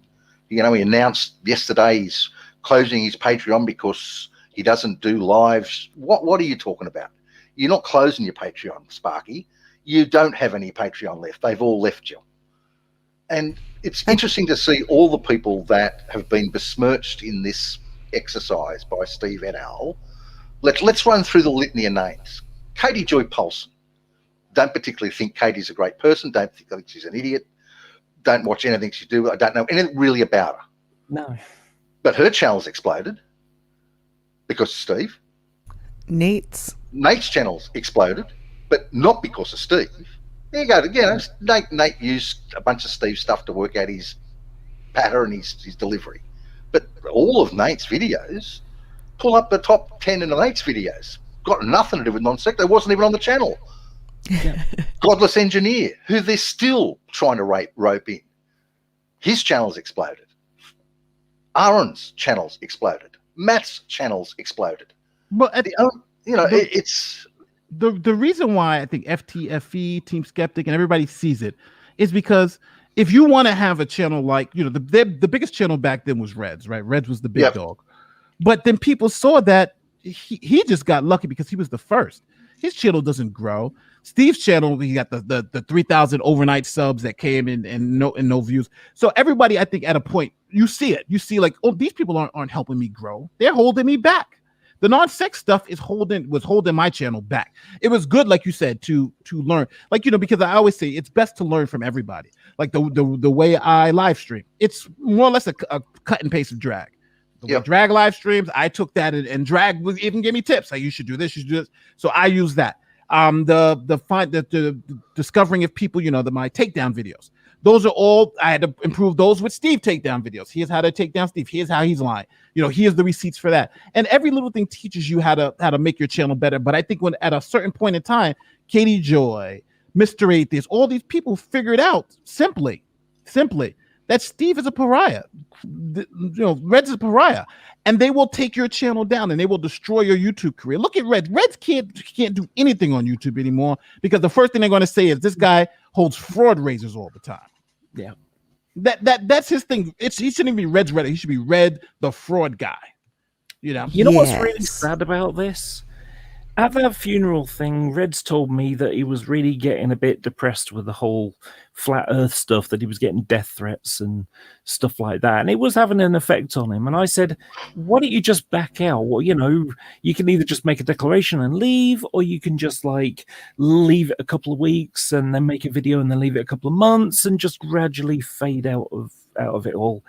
And, what he discovered is that the fans had paid for him to go and had paid for his drone and were paying for the money that he didn't pay at the funeral and all those sorts of things. He should have done this a long time ago if he wanted out. Well, one thing I like now is that make money for him, so... Well, one thing now he hasn't got the that fundraising potential anymore because his buddies have been doing frauds. One thing I hate to say this, but the fact that I don't think they help their own case because they just start now. They've gotten to the point where they're just straight up lying about people now, right? It's now gotten to the point because I think they've been cornered to the point where now it's just straight up lies. Like even now, Reds and Steve are trying to say anybody who liked Kyle, anybody who talked to Kyle, you supported them, and you're just a bad person, just as bad as them. But I think that argument doesn't work any as well because they got the Ilya Moon problem, right? They supported. Matter of fact, even till the end, Reds was saying that she's 100% innocent. Even after they think about this with Ilya Moon, she had a fake phone call where Reds Rhetoric and FTFE knew the phone call was fake. They both said when we heard the phone call, it sounded fake. It was a fake phone call. After that phone call, Reds then still came on Twitter and said it was 100% totally legit. He knew the phone call was fake. And then after that, he came on and said it's totally legit to show you that he was still involved in the fraud. He knew. Yep. FTFE said it was an obvious fraud. And then remember, FTFE left the call. And then Reds all of a sudden can got this video of her logging into a bank account and showing, it's totally legit. They said it's totally legit. No, it wasn't totally legit. It was a fraud. And listen, I don't have any evidence except for what I'm telling you guys now. But it's hard for me to believe that Reds didn't know this was a fraud. Based on the fact that he kept saying she obviously didn't do it. And I would, at first I was hesitant to believe that. Yeah. But when I went back and looked at the timeline and saw that he said that this was real after he knew she had a fake phone call, then obviously, there's more to this than we know. And the same thing with Sean Hufflepig. Yep. The same exact shit. There's no way when the court documents came out, that obviously showed that Sean had defrauded everybody. Yeah. Reds then came out and said, no, the court documents don't say what they say. Sean had to come out and say, no, I just straight up lied. The court documents are true. Like that's the level of, I think now, if you're talking about supporting somebody, I don't think anybody supported Kyle after, when they found out the documents were false. And here's the thing. If you just watch the footage of Sean telling people that he has to pay a lawyer 10 months rent in advance, that should have raised a ton of red flags. If you just watched the Ilya Moon fundraiser that was hosted on Red's Rhetoric's channel and the heavily redacted receipts that they showed that prove she had medical bills for this cancer, you would have known something was suspicious and sketchy about it right away. Those bills were bullshit. But they didn't. They didn't know. And what was really bad about the Ilya one was they put Boole in front of it. They made Boole put those receipts up like that, and that was just beyond reprehensible. Maybe that's the reason. Maybe that's the reason why they destroyed his computer. Possibly. Yeah. Yo, if I die, I want you guys to come and destroy my $5,000 computer immediately. Who the hell has these death pack fucking things about destroying hard drives?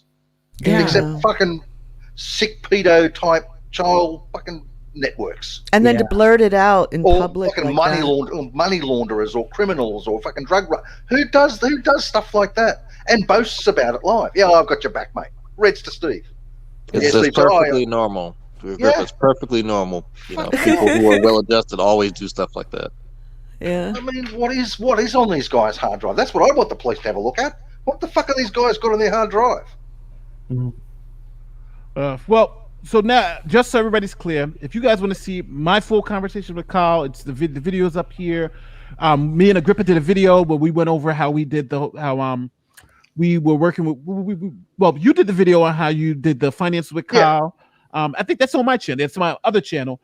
So if you guys want a full history, it's all there. It's on I forgot what's it called, a playlist. So the playlist, and you'll see Agrippa explain. Now, one of the key things about I'll say this, even about this whole thing, one of the key pieces I think that a lot of people overlooked is the fact that there was never any money for Steve to win, even when they first started suing. Kyle was a bum. Kyle didn't have anything. Kyle didn't have any money to pay Steve. So Steve can get $1 billion judgment. He's not going to get anything from Kyle. So I at the end of the day, from the beginning, this was one of the worst lawsuits for an outcome that I could ever, because they kept saying they wanted Kyle to go to jail. But if Kyle turned over everything, they wouldn't have gotten Kyle to go to any jail, right? Kyle is going to jail because he's stupid. He's not going to jail because this lawsuit sent him to jail. He's going to jail because he forged documents.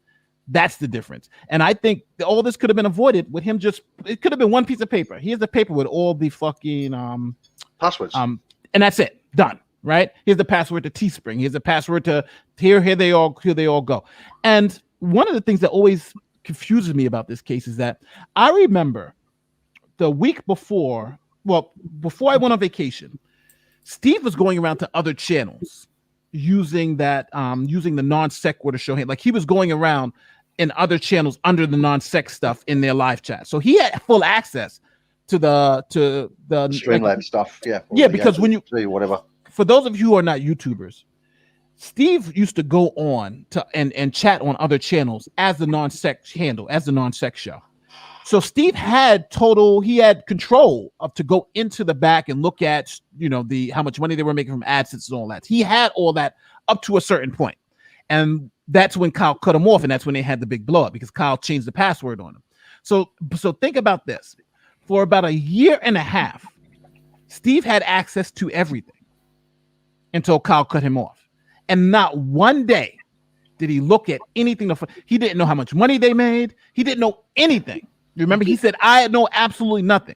Well, given AdSense was 70% of his revenue, he would have had 70% of an idea of how much was sitting in the kitty. But he says he had no idea of how much the channel made. And he had access to it for almost a year and a half and never looked at it once. He never clicked on Create a Studio and say, hey, how much have we made in the AdSense in the past year, in the past month? No, he didn't. And he said he didn't know how much they made. So that just shows you the level of incompetence on Steve's part. You never go see how much the businesses make in a year and a half when you didn't get paid. How does he even know that he's supposed to get paid? How does he know they're making any money? It just, none of that made sense. Ever. And I love how he started using language like, I thought I could take a draw after his friends got around and told him how it works, right? He was like, oh yeah, I was just going to take a draw whenever it was appropriate for me to do so, and that sort of thing. It's like, what? Yeah, he knows all about amortization too, idiot. Again, it comes back to idiots. Really. I've got a question for you. And it's to sort of, separate us from them kind of thing. How do you think we performed? And the magic word here is objectivity, or rather subjectivity. Has our subjectivity tainted how we perceived what happened? And likewise, has Steve, Reds, Cheshire, and their friends tainted how they perceived what happened? Because I look at it and I see them, sort of having to weave a new story as new facts come along, and I look at it and I see, we've just embraced what happened. When it was going wrong for Steve, we kind of went, yeah, that went wrong for Steve, and when it went wrong for Kyle, and it's like, yeah, that went wrong for Kyle. Not me. I'm different. I'm different of all the people in this panel. I really wanted Kyle to win. I really thought that he was victimized by the little gang that grouped up on him in that first video they put out where he didn't know he was being recorded. I thought that Kyle should have won and owned the business. I was wrong about the whole thing. Yeah, I tried to believe Kyle up to the very end. So I was an idiot, and I will admit that. I really did get taken by him. And I had people warning me, which helped lessen the blow, because if I didn't have people like Demi saying, nope, Exile, listen, check it out. And I right toward the end, I did know that I was wrong. But it was a shame, because I wanted him to have a lawyer. I wanted him to have fair representation in court and win. I think he could have won if he hadn't lied like he did. Here's what you mean by win, Exiled.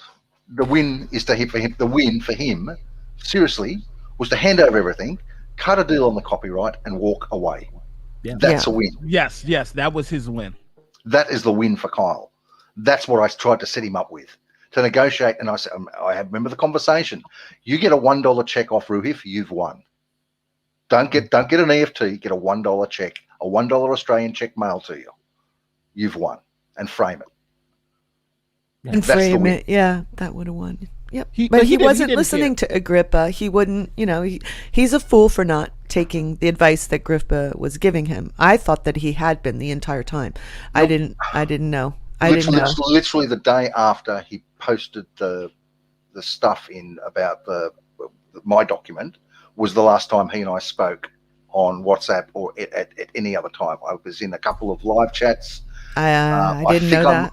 I think I may have been in a hangout somewhere, maybe Nate's channel. No, I don't think you ever had him on, Nate, did you? Who? Kyle. No, I didn't. I was going to have Kyle on, but then after the documents, because he got mad at the first time when they said the documents were fake, and I did that whole live stream, and I was like, "Yo, it looks like you fraud it," and then so he didn't come on because I was going to ask him about that. Like, did you fake these documents? Because this is crazy. I honestly can't recall if I've ever been in a hangout with Kyle.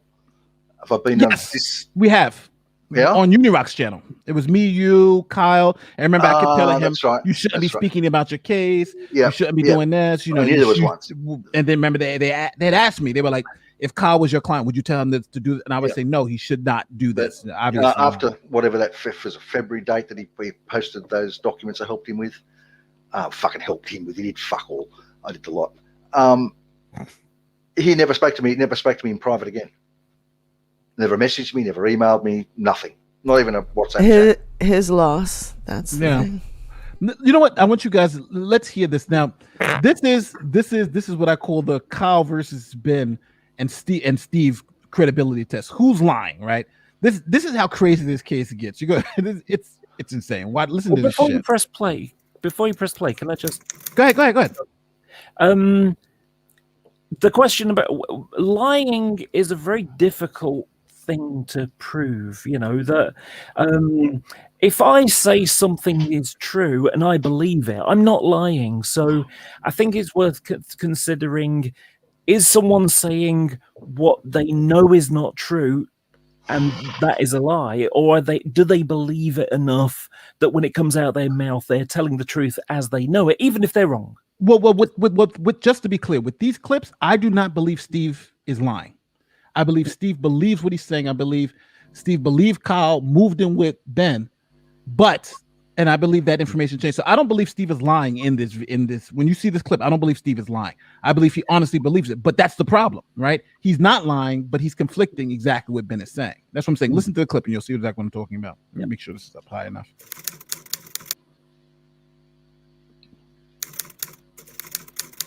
Ben's claim is Kyle never moved in with him. Let me move this forward. So this is what the Steve said. So 5 months before Kyle filed the motion. State did. People got a hold of it very well. And I said, okay, great. Then I'll show people how to find it. But I did note, and Jimmy saw this, that the information on there was old. That was Kyle's old address. People had known that he had moved. He moved in with his boyfriend, which I don't have the address for. That was I wouldn't even think it was several days. It was a couple days after he was served, right? I mean, so he had plans to move, whether he was avoiding service or not, I don't know. Even with this clip, he's saying that he knew Kyle that he had moved Kyle. Now this is 4 months. Remember, 5 months. Now we're at 4 months. I don't think there's barely anything left, at least not of any consequence. Whatever's left, he's going to be having to live on because he moved in with his boyfriend. Now, I think he'll disappear. No, I don't think so. There's no reason to. Yeah, I don't think he will either. He's moved in with his boyfriend. He's got nowhere to go.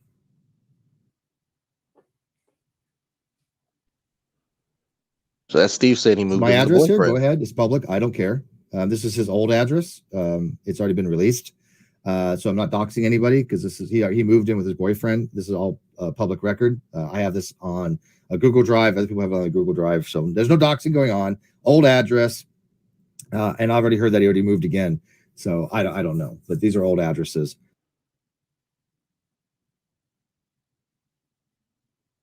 We have overwhelming evidence that he was served properly. The address that he was served from, which was his a family member's address, which we knew was an old address. I knew that we knew that was an old address, but that's fine. He had no forwarding information on it, and an adult signed for it. In North Carolina, whoever's helping him does not know North Carolina law, I guess, whatever. But in North Carolina, he was properly served because it was sent to a known address and an adult signed for it. That's which I said wasn't. He had said he had moved. This is why I said that it wasn't his. It was said. I said it was an old address, right? I remember I said that very specifically. And some disreputable people have latched on that and said to him, "Hey, look, he served an address he knew that wasn't your correct address. That's false. That's a false service, right? That's not legal, which is completely wrong." But the service was his last address. He had no forwarding address from there. It wasn't returned. They had a family member sign for it that was over 18, and the next day or two, he admitted he was served. What would a judge say to that? Was that proper service? Well, I won't go that far, just because again, not licensed in North Carolina. But what I would say, we knew that it was his last known address. We knew that he had moved, and that's perfectly fine. I said that was an old address. I was very honest about that. But what I think happened is that some disreputable people had heard me say it was his old address and told Kyle, "Oh, look, Kyle, it's your old address. Therefore, the service is no good. You should get a motion to vacate." Not realizing that doesn't matter. Not realizing there's already case law in North Carolina that you can have a family member like a mom sign for it at the lowest known address. And he admitted it that he was served the next couple of days. And Steve said he knew it was an old address. So always after the service, yeah, because I've been enjoying. They're so stupid. Okay, so let me make this very clear to people. I read the certificate of summons. Okay, I have nothing to do with the process. Absolutely nothing. Okay, Kyle said that he left after he got served. He said he moved in with his boyfriend. Oh, right. That's what I was referring to. When he was served, my lawyer took care of all that. I had nothing to do with it, and they used what was called the last known address, by the way, which was the business address that Kyle has on every one of his headers for emails. That was his last known address, and an adult has to sign for. An appellate court upheld that if an adult signs at the last known address, that is a proper service. Real quick before you get to Ed Head, real quick. So if you read the electronic filing, the electronic court filing, I think it's number 8. My lawyer is very clear. He puts in there last known address. So my lawyer knows what the hell he's doing. He's processed served before. He knew that it was last known address. That was perfectly fine. And his mother signed for it. That's a legal process.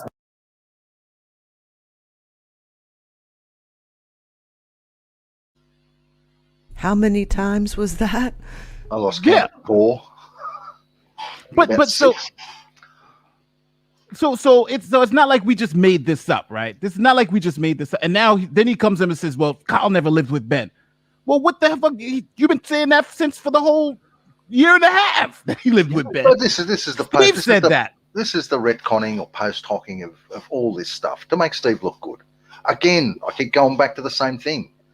You know, they want vengeance. They want this. Look, whatever you think of Steve and that group, and they've done and said horrible, horrible things to people. They've done terrible things that, you know, just are beyond the pale. Accusing people of horrible crimes, using fucking people's dead parents to fucking have a go at them and troll them. It's beyond the pale. That's who they are. Let's make these predictions. Number one, Agrippa, you defrauded the court by helping Kyle put together the paperwork, right? So all the numbers are fraudulent, even though you provided all the backups and you just downloaded them, right? They're going to say all the numbers were fraudulent and it was all fake. Right? Well, mate, I've had Steve say it many times. He's got an accountant that's looked at these and has pointed out exactly what's wrong. All right, Sparky, fucking stump up. Bring your accountant to the table. I'll come onto your channel and we'll go through them. And you bring your accountant to the table. I don't need to bring one. Yeah, but he's not going to talk to you because you're a troll. That's his excuse. Yeah. So that's what he's going to say. But that's what he's going to say. Those documents. For me, it's I'm worse than a serial rapist, right? So first, I'm worse than a serial rapist. The second thing is that I got everything wrong, even though I said from the beginning that he should get paid. So I got everything wrong. The third is that I was Kyle's lawyer and I was giving him legal advice because I talked to Kyle. And the next thing is it's gonna, it just snowballs from there. But the one thing that they can't avoid is 6 months before they found out that Kyle never. Remember, Steve was always saying that Kyle moved it. That Kyle moved. He didn't live with his mom. The only time they heard before Ben came, the only other time they heard that Kyle didn't live with Ben was when I told Ruhev that I had a source that said Kyle didn't live with Ben. And that was 6 months before they found out, right? So I told them, and Ruhev had to come out and say, yes, Nate did tell us this, but we didn't have enough information to follow up. So it wasn't like that was the first time they heard that Kyle didn't live with Ben. Wasn't when Ben came out. It was when I told them 6 months earlier, and then Steve even said I was lying because he knew that Kyle moved in with Ben. So it's frustrating. Because especially when we have it all on videotape. This is not like it's not like this is something we can just say. Out of context, Nate. We have it all on videotape, right? It's out of context. You can't trust a word that comes out of Steve's mouth. He was under pressure. He's just mad that you covered it the entire time and did a great job. No, he's just mad because Nate's nearly 70,000 fucking subs. And none of it has anything to do with him. I love it. What's up, Fiona? Yeah, there's one thing that you didn't mention about how everybody's all bad people, and that's that number one, you're not a lawyer, and number two, they're going to report you to your bar association that you're not a lawyer with. For I wasn't a lawyer. Yeah, for helping Kyle to forge documents, they put that out about you, so you're not a lawyer. That they are going to report to your bar association. Yeah, right. Yeah, first I'm not a lawyer. Now I'm a lawyer, but now it's reported to the bar association. And then it's like, well, we reported to the bar association that he forged documents. But the thing is that they have to be careful because see, the bar association here, you have to allege stuff and you have to put your name behind it. So if you do file a complaint and they find it as fraudulent, then you have a problem, right? Because that opens you up to defamation. So you can say whatever you want, but you have to be careful. Here, I suppose that's why. Look how long it took Giuliani to get caught out there, because they had to show definitive proof that he actually made these statements. So Kyle's going to jail, but Giuliani's going to walk free babies. I would just point out that be careful, because we've already heard from one person who they reported to their licensing board, who had to go through a hearing, and it was found they'd done absolutely nothing wrong. Oh no, this happened. I don't know if you know Nick Recchietta. He was the one that fired them up against when he said a tweet like, "Hey, what's going on between you and Nate?" Well, Nick, they've done it to him 7 times. Lily Jean's and Laura's mom. Have they reported him? Laura, they reported him 7. It's a thing when you're on the internet. They always report you. Yeah. So they wait a minute. They have actually reported him now. Well, Nick had been reported. I don't believe Dave reported him, but Nick has been reported like 7 times to his bar association for things that he said online. And one of them was Lily Jean and Laura's mom. I mean, Laura, the mom of Lily Jean. That's who. Yes. Yeah. One of them was. She's nuts. Yeah. Also, let's not forget about Ruhif phoning up Kyle's job. Yeah, it was an email, I think. Something Yeah, like it was an email. But but now knowing what I know now, though, I look at that differently. And the reason why I look at that differently is because they had definitive proof that he had forged all these other documents. So him calling the job just to verify that one piece of paper, I think the email should have read differently. It should have said, well, we have, because it wasn't really definitive at the time, even though I'm saying it's definitive proof. It wasn't definitive at the time. It was kind of like, hey, this barcode is messed up. But I think it was enough where you can just say, hey, listen, we got this document. We just wanted to verify this document was accurate. But instead of him saying that, he was like, hey, we think he forged documents. Now, I think that was the problem. But him saying, hey, I wanted to just verify whether this document is all right, I think that was acceptable. Wouldn't it have been better passing that information to the lawyer and letting the lawyer do the contacting? Yeah. Yeah, but it's a simple email. Hey, this document was provided to the court. Just want to make sure it's accurate from your company. And the company will generally say yes or no. That's what we do with Ilya, right? We just said, hey, this is the document she shared. Is it correct? We don't care about anything else. So I think he just did it wrong. But I think he did the right thing, but I think he did it the wrong way. If that makes sense. It makes sense. Yep. Well, now, so at the end of the day, so now we've gotten past the first part of this. He's got it. He's turned over the financials, which were backed, which downloaded. Then he says, hey, I was served improperly. He puts together this package. I don't know where the hell he puts together this package for. The law even he cites was like crazy, because I remember reading it. It was like all ridiculous. But at the end of the day, he says he wasn't served properly. So now we go through that whole thing. Well, he wasn't, where was he living? That whole thing. Then Ben comes out, right? Then eventually we're skipping. I know I'm skipping a lot. Then we get to Ben. Ben comes out and says, hey, he never lived with me. It was BS. And then they go through that ordeal. At that point in time, why didn't Kyle give it up? Because he knows Ben, they've got Ben. Mm-hmm. At that time, why fight it? Why go through the whole piece? Why not at that point say, here, turn over everything? Because Ben has the golden goose, right? Ben can expose all this. At that point, why not just turn over everything, give over everything, withdraw the motion and just walk away? Because at that point, if you do that, then they don't have anything, right? It doesn't matter anymore. If we withdraw the motion and then we turn over everything and that's it, walk away, then you don't have any, then the judge can't say, well, you submitted false documents, because you've given Steve everything he wanted. Yeah. And the stupid thing about it is, that was caused by Steve going after him all the time, every day, when he wasn't going on about Katie Joy Paulson, of course, for 11 months. But, it became so awful that Kyle's ego got in the way, and he said, oh, I'm going to fuck Steve up. Even though it was shooting himself in his foot. It's crazy. It's silly. Now, one thing I always find it. Now, listen, I feel bad. First, shout out to OPT Lloyd, because he's going through stage 4 cancer. I hope the guy survives. I'm totally. I would never want to go through anything like that. And if they do a fundraiser for him because he has cancer, I would donate to that too. Me too. Good luck to the guy. I have no love for the guy. It's not like I know the guy personally or anything. I just hope people go through that shit. Yeah, I just hope all is well, and I hope he wish him a fast recovery. But with that said, I don't understand why.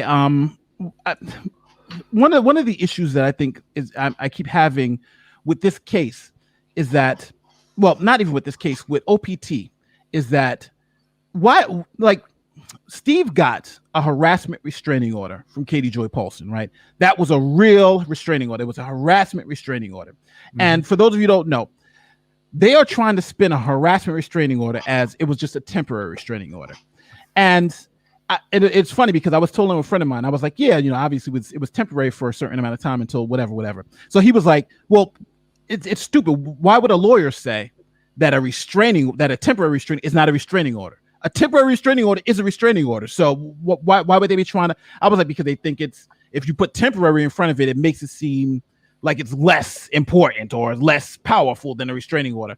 But all temporary restraining orders are restraining orders. So, OPT is trying to spin it that way. And I'm like, why would you try this? Like nobody, like, semantics.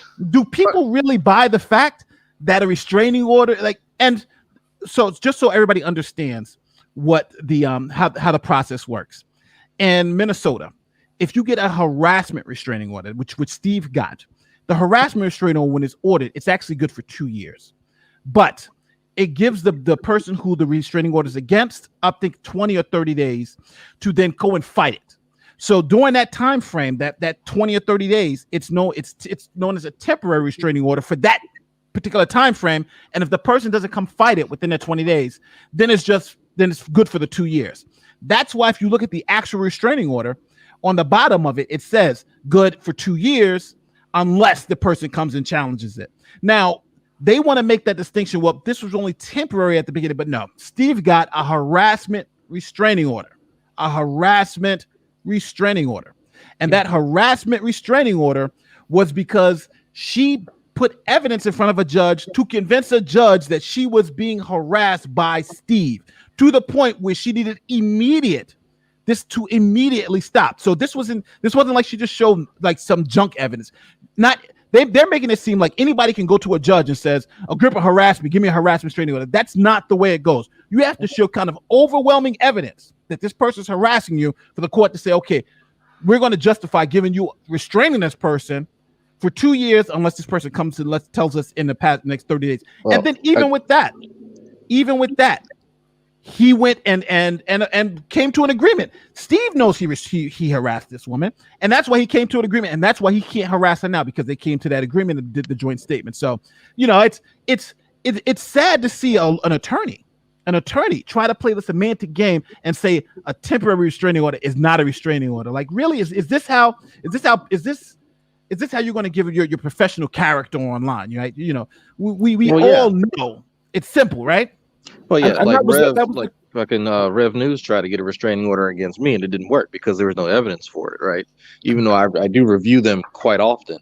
But when Steve started encouraging people to go overboard and start messing with this woman in real life, that's a clear, line in the sand that he's crossed. And so I think that people like OPT Lawyer and all these other, simps, they're too occupied with trying to keep Steve's dick in their mouths, right? And so they'll say whatever they need to online in order to further this narrative. It doesn't have to be true. It just has to be what Steve likes. At the end of the day, forget the semantics, forget what you call it, forget the acronyms. What's the end result? Hush mouth. Yeah.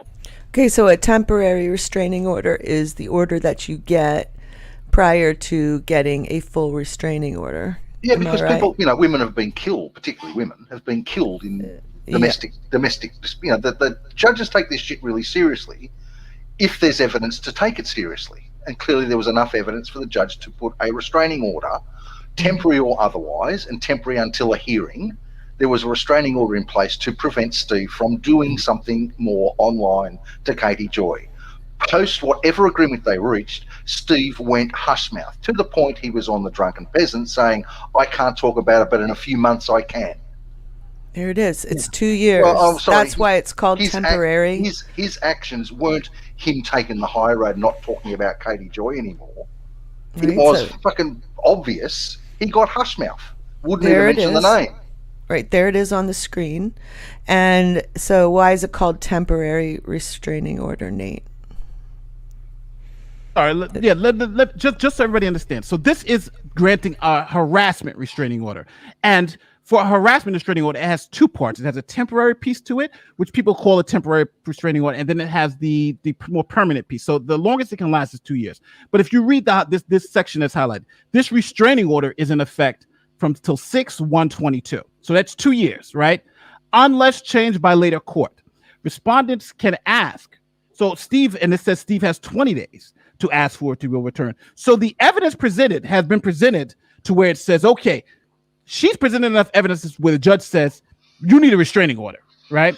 Here it is. And it's good for 2 years. They serve Steve, and now Steve has 20 days to get back and try to get this thing done. So they're trying to say this is temporary until Steve responded. But the whole process, this is a harassment. Steve got a harassment restraining order. And for people saying it's temporary, this just, it's, again, it's parsing words. And the reason why, I don't understand why OPT doesn't understand this, but a temporary restraining order is a restraining order. So if you say, yeah, the person got a restraining order, oh no, it was a temporary restraining order. Yes, it's temporary, but it's a fucking restraining order. Is his real thing is that this is not a restraining order? Is that what he's trying to say? That's what I'm talking about. That's deceptive lawyering right there. Yeah. Can I bring something up? That a lot of people have made the claim. The court dismissed it. Now, yeah, as given what we know of the timeline, it wasn't challenged in court. It went straight into negotiation to reach an agreement.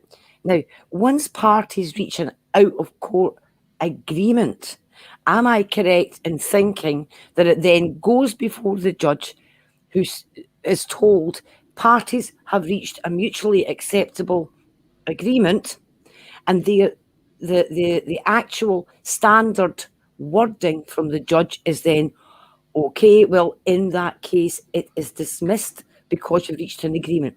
So the judge saying it is dismissed is not based on any evidence. It's based on the fact that they reached an agreement and no longer needed the court to adjudicate.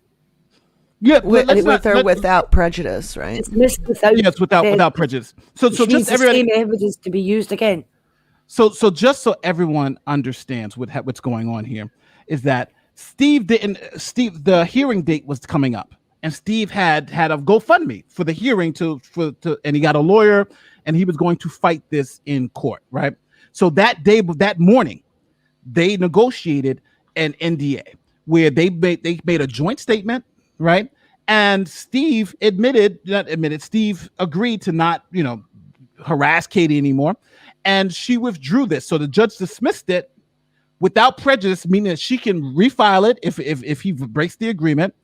And that's where they're at now. So this could actually be refiled, right? If he breaks the agreement. So Steve is now thinking that after June 1st, 2022, then he'll be good, because then the restraining order, it would have expired. But people trying to say that this is not a restraining order, that Steve saying he never got restraining order, it's an outright lie. And again, I wouldn't lie. I would say, yeah, if somebody says, yeah, you got a restraining order. So I don't know. And it's not a good look for a lawyer to not call this a restraining order. It says it on the document multiple times. But and what's crazy about this, this is the result of 11 months of Steve going after Katie, that, immediately after non-set collapsed, Kyle basically ended up talking to the co-hosts and told some true things and told some lies, and they believed all of it. And when they realized Kyle was lying to them as well, they backed out, and, pretty much everybody else went silent except for Katie, who basically gave her position on the matter. And Steve just went after her all the time for months and months. I mean, at one point, and it was towards the end of 2019, if I remember correctly, he had, over a 2-week period, 46 hours of videos with her name in the title, or talking about her in the video in one case or another, I mean, that's 2 weeks worth of videos, and all day, every day on Twitter. And ultimately, she took it to court. And fortunately for Steve, someone with a cooler head than Steve's, his lawyer, hammered out an agreement where they could both walk away and not talk about each other for a while. Let's hope that by the time that, June 2022, I think the date was on that. Let's hope that Steve forgets and doesn't start the harassment all over again, because Katie doesn't talk about this stuff anymore. Yeah, it's not going to happen. Yeah, he's probably waiting for that day. Yeah, we saw it. Do you remember when, this is a dead channel. Sorry, this is a channel we're talking about. The death of a channel. That was it. This is the death of a channel. In that hangout, Steve said, I can't talk about it right now, but I can. In June of 2022 or something like that, and you'll be the first person to come to. Well, this is a clip itching. He's itching to bring it all up all over again because he can't let it go. Listen to this That's clip. The video, yeah. Listen to this clip. It's listen to what Steve says. Now, we've all seen the restraining order. We've all seen this against Steve. They whatever, right? He had a harassment restraining order against him. If they want to call it a temporary restraining order, it was still a restraining order. Stop saying it wasn't a restraining order. It was still a restraining order. But here it is. Filed a restraining order against Steve. I'm sure Steve will like to get into is it valid, is it not, all of that. I have never had a restraining order in my life. A restraining order is a legal thing. I've never even been arrested. I've never had a felony. I've never had a misdemeanor. I've never done anything in my life that have any criminality whatsoever. And any accusation to the contrary is absolutely false. Katie, you don't even have to show it, Augie. You could just describe it to people. Well, I will show because it. You did. Katie did. You're showing it on stream also. That is not a restraining order. That is an injunction. Learn the difference. Oh, now we're playing word games. It literally has restraining order written on it. Yeah, this is funny. Let me talk. No, because you get to control the narrative all the fucking time. And that's just what you do. Upon petitioner's affidavit and petition for a harassment restraining order and other information provided to the court finds. Yeah, but the court found this, if you let me finish. There is an immediate and present danger of harassment to justify temporary relief. Check marked 1. There are immediate and present danger. To believe that respondent has engaged in harassment, which has or intended to have a substantial adverse effect on safety, security, or privacy of petitioner. I want to answer the man's question. Go ahead, interject first, but I want to answer. Yeah, wasn't your question in regards to whether there was a restraining order? This looks like a restraining order. It's not a restraining order. It's a petition. Look at Augie's eyes. So obviously he's lying, right? Obviously he's lying. This is a total lie. He had a restraining order. But you know what? A restraining order, yes. But you know what? It's because people don't want to know the truth, right? People on his side don't want to know the truth. A OTP lawyer saying, "Oh well, it was a temporary restraining order, not a restraining order." Like, what the hell are you talking about, right? Yeah. What the hell are you talking about? But so this is what we have to go through. But this is what it's always been about. Steve, Reds, and what it's not even about. It's not. I understand if they lie about things that can't be verified, but they're lying about things that we have court documents. When we said Sean Hufford didn't pay his rent, we got the court documents. Reds was still saying he paid his rent. It's like, what are we? When you saw Ilya fake the documents for cancer, we proved that they were fake. Well, she didn't fake anything. Now it's like you can't win with these people. Why? Because they have to lie. And that's why I keep saying with Steve, my problem with Steve, well, Steve's problem with me is not that I lie about him, is that I tell the truth. Steve's argument is with the truth. It's not with any lies. The truth is here. What's crazy about this? It reminds me of something Drag said, that you need friends to check you. That if you're going astray, it's like, your mate gives you a nudge and said, yeah, maybe you shouldn't be doing that kind of thing. And it's a check and balance that you have to keep you on an honest track. And Steve got rid of everybody who will question him. So I don't know whether this is now a pathological problem that he has, that he can't be wrong, so therefore anybody who says anything bad about him is a traitor, and must be expunged from his site, and he can only accept yes men effectively. Did you see the desperation of the lies for that? It's an injunction. It's a petition. It's not a restraining order. I've never had it. Come on. We know what this is about. It's not about lying. It's not about proving you wrong. This is a guy that doesn't have any sort of measurable success since he was 20. Yeah, the only success he had is this crazy non sequitur channel. So, that's it. Do you think anyone in the live chat, anyone watching this later, your whole life is based on 50 to 100 people watching you sprout about some stupid court case that you think you've won, and some inane argument about such a tiny segment of philosophy? That's your life. You don't pay child support. your own daughter doesn't consider you dad, your biological dad. That's your qualification. You spend no time with her. You don't have any future at 50 years old. You've had no measurable success in any field, in any endeavor for 30 years when you left the Navy. And even that was questionable. Because at the time when Steve left the Navy, the whole US Navy was contemplating going nuclear.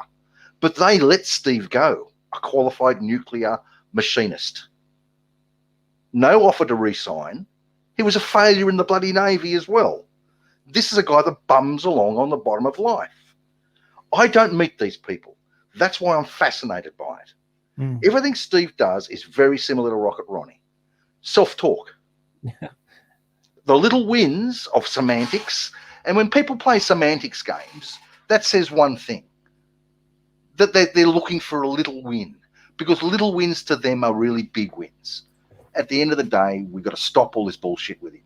Because playing the games of little semantic wins and that, you're going to lose. You're going to lose the semantic game because you can't be bothered playing it. Take 3 steps back. The retribution, the karma, whatever you call it, for all these people are the lives they're living now. They can't face reality. One lives at home with a mother. They're not earning any money. The other one's, pretending he's doing stuff with rockets. He's a store clerk. The other one's a hobo living with 5 other bums in some hovel in California with no future, no family, no success at all in their lives to actually point at. We don't need to do anything. It's interesting to talk about. It's fun to poke them. They're idiots. They're lols cows. Do they impact anybody's real life? They've said some shitty things. Agreed. They have reached into some people's lives. There's no question of that. But that's who they are. That's all they've got. We got much more to do than that. People that are in the YouTube community, like Nate's gone from 1,000 subs to 70,000 subs in less than 12 months, with fuck all to do with this nonsense of the old GDC and Steve's court case. None of his views come from that. None of his success comes from that. Fight the Flat Earth, Team Skeptic, all these guys left Reds years ago. They don't owe him anything. What we're doing now, and this is why I agreed to be on this, is that's it. Will I continue to poke him on Twitter? Yeah, it's hilarious. Will I do another stream about this stuff? No, not the slightest bit interested. Yeah, this is the end of the whole talk about non sequitur, because a couple of people did reach out to me and say, hey, we just want to know your final opinions about everything, and I think it would just be good to just end it, because again, like nothing's going to happen, like even after this, right? We're not going to see stuff till Christmas. Yeah, let's say Kyle does go to jail, right? And they dance and say, yeah, Kyle went to jail. Think about this. That group has 2 people who've committed actual fraud. This fraud is fraud that you would see on the local news, right? A woman fake cancer to her friends, right? These are the type of fraud you see on the news, not somebody stole a YouTube channel. If you put these 3 stories in front of a newsroom, one guy fakes being homeless and stole $10,000 from the community. The other person faked cancer and stole about $5,000, and someone stole a YouTube channel. Which one do you think the news would the local news would cover? Right? Oh, it'd be for the fake cancer one immediately. Fake cancer one is right, because and you stole from a whole bunch of people, not just one person, right? You stole from a whole bunch of people. So that's what this is about. This is about no matter how much there's no way they can ever get the moral high ground here. It's because they say that someone if their argument is that GE, Katie Joy helped Kyle, they helped people commit actual fraud, right? They held those fraud raises on their channels. They promoted them, and even when evidence was shown that these were frauds, they denied it. That's the problem here. They don't get the moral high ground. No matter, and it makes me laugh, because no matter what they say about people who supported Kyle or Kyle himself, they are in the same boat, if not even worse. Something, it just occurred to me. The only you know, when it comes to the, you know, you asking about sort of, you know, the media or whatever, you know, which one would they be interested in? It's actually interesting that the only real media that found any attention to this non sequitur stuff was that guy from, I forgot what the newspaper was now, but you know, it was Financial One, and it's like, you know, pay attention to this case. This is how you fuck up a business. Oh my God! Yeah, remember the conversation we had with Peter? It tells you everything about that business. It tells you everything about the non sequitur show. It's been used by, I've forgotten the name of the guy, as a platform for this is, you know, this is how you screw up a reasonably viable business and just destroy it because, you know, ineptitude. Yeah. Oh, somebody's saying I'm mad at Steve. No, I'm not mad. I'm not mad at all. It doesn't. I don't. This case doesn't really care to me. Only thing I would say I'm more annoyed, but I'm not mad. Like, what am I mad about? I'm mad that Steve won. I've been saying Steve should win from the beginning, right? I don't get it. But maybe I sound mad. I don't want Steve to win. I really wanted Kyle to win just because I'd invested some time in a little strategy. But Kyle ignored all that. So do I care what happens to Kyle? No. Do I care what happens to Steve? Nothing's going to change in Steve's life. Steve's where he is. Here's the interesting thing, though. And we've watched this from the very beginning.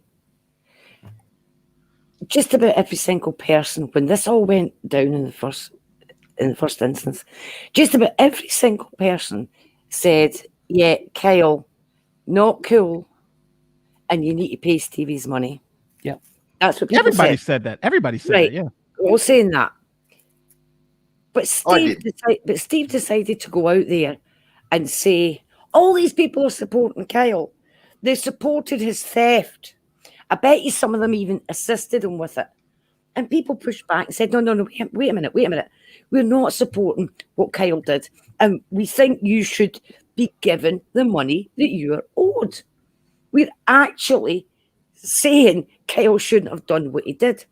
But Steve pushed it and pushed it and pushed it. That all these people are supporting Kyle. And that little myth took root. And the evidence that it took root is right in your live chat right now, Nate. And it's amazing how we all say repeating a lie often enough doesn't make it the truth. But the problem is repeating a lie often enough eventually sows a little seed that germinates. And then it grows. And then you people come along and they don't understand where it came from and they think it's the gospel. And that's the tactic that's been used to great effect by Steve and his crew. They've lied about people's positions on this. They've lied about people who all they ever said was Kyle should give Steve the money that he owes Steve because Steve deserves something for what he did on the show. His fair That's share. all he said. Yeah, it's simple because we're on video saying it multiple times. It's you know, something happened on Twitter maybe like last week or something. It was last week. We were on the thread with Nick Recchietta when he poked Steve, and there was somebody who came on who had bought into the whole Steve drama, right? The Steve narrative. Nate was supporting Kyle. Nate gave Kyle legal advice. They bought into the whole thing. So I just said, okay, well, here's my receipts. Here's all the clips of me saying that Steve should get paid. Here's the tweets before he even sued. Here's the clips after he sued. Like, here's all the clips, right? It's here on video, and here's all the videos, so you can watch it. Come to find out, that person went back and watched the videos and watched the clips and went and took everything, and they sent me a message, right? And said, hey, I'm just going to tell you honestly, I believe everything Steve said about you, but now that I see the clips, I am more mad the fact that Steve lied about something that could easily be verified. And then we kept going back about, that's why he doesn't, if you notice when he tweets out something about me, he'll tweet out a screenshot but won't tweet out the video because the video says what he said, but he'll just tweet out the screenshot and to try to create a narrative. So That's the only way you can fight this disinformation. It's just giving people the truth. Here is the truth. And everybody who doesn't believe we're telling the truth, we can give them video evidence. Watch the video yourself. You don't have to believe us. Watch the video yourself and come to your own conclusion. Yeah. Well, I think people have. I think people have. There's so many people now that I've talked to, that I've seen in Discord, other Discord servers, Drag's Discord server, that the penny's dropped. They went, we didn't know that. We didn't hear that. We didn't understand that. It's not hard for a reasonable person to reach a reasonable conclusion. And again, I just look. I'm not going to wrap myself in the virtue flag. I love the hell out of trolling these guys. I find it hilarious, and I've got my little band of followers that like me being on Twitter, poking fun and saying stupid things and giving stupid nicknames. But I do real harm to people in real life, apparently, by doing that. Get the fuck out of here.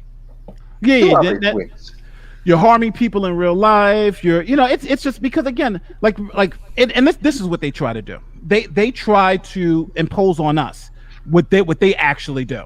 So let me give an example. When Steve had the serial rapist on his channel, and was out there saying the serial rapist was an innocent man, right? And that his victims were liars, right?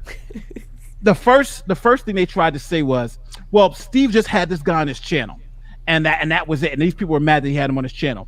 And then you have to say, well, no, nobody's upset that you had a serial rapist on your channel. We're just saying, don't then pretend the guy is innocent, right?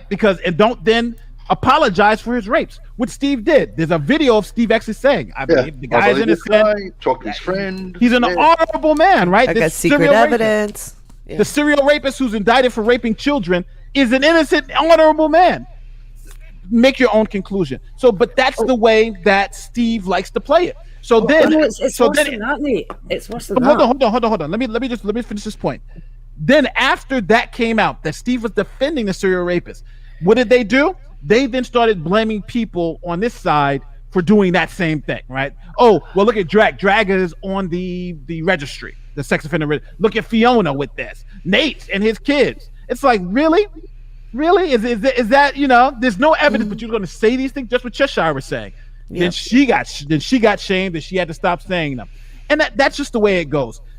When they do something that's obviously wrong, they just say, well, you did it too. Now, even with this, right? With Kyle has stole from Steve.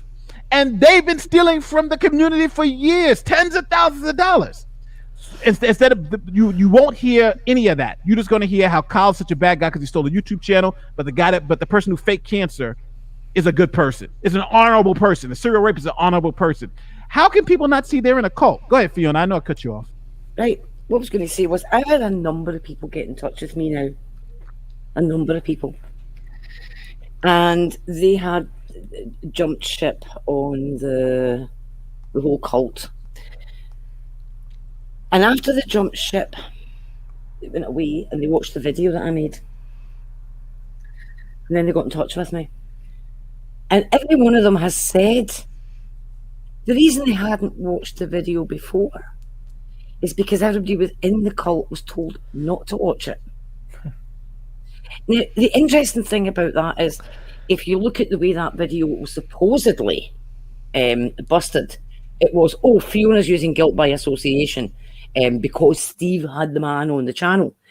And I actually say in the video, is this because he hosted him? No. Steve can have whoever he wants on his channel. The issue is how he dealt with it subsequently. Yeah. How he dealt with the people who were informing him of this guy's background. So there's me saying it's nothing to do with the fact that he was on the channel. But the cult weren't allowed to watch that video. And that's how Steve has been able to pull the wool over the eyes of so many people.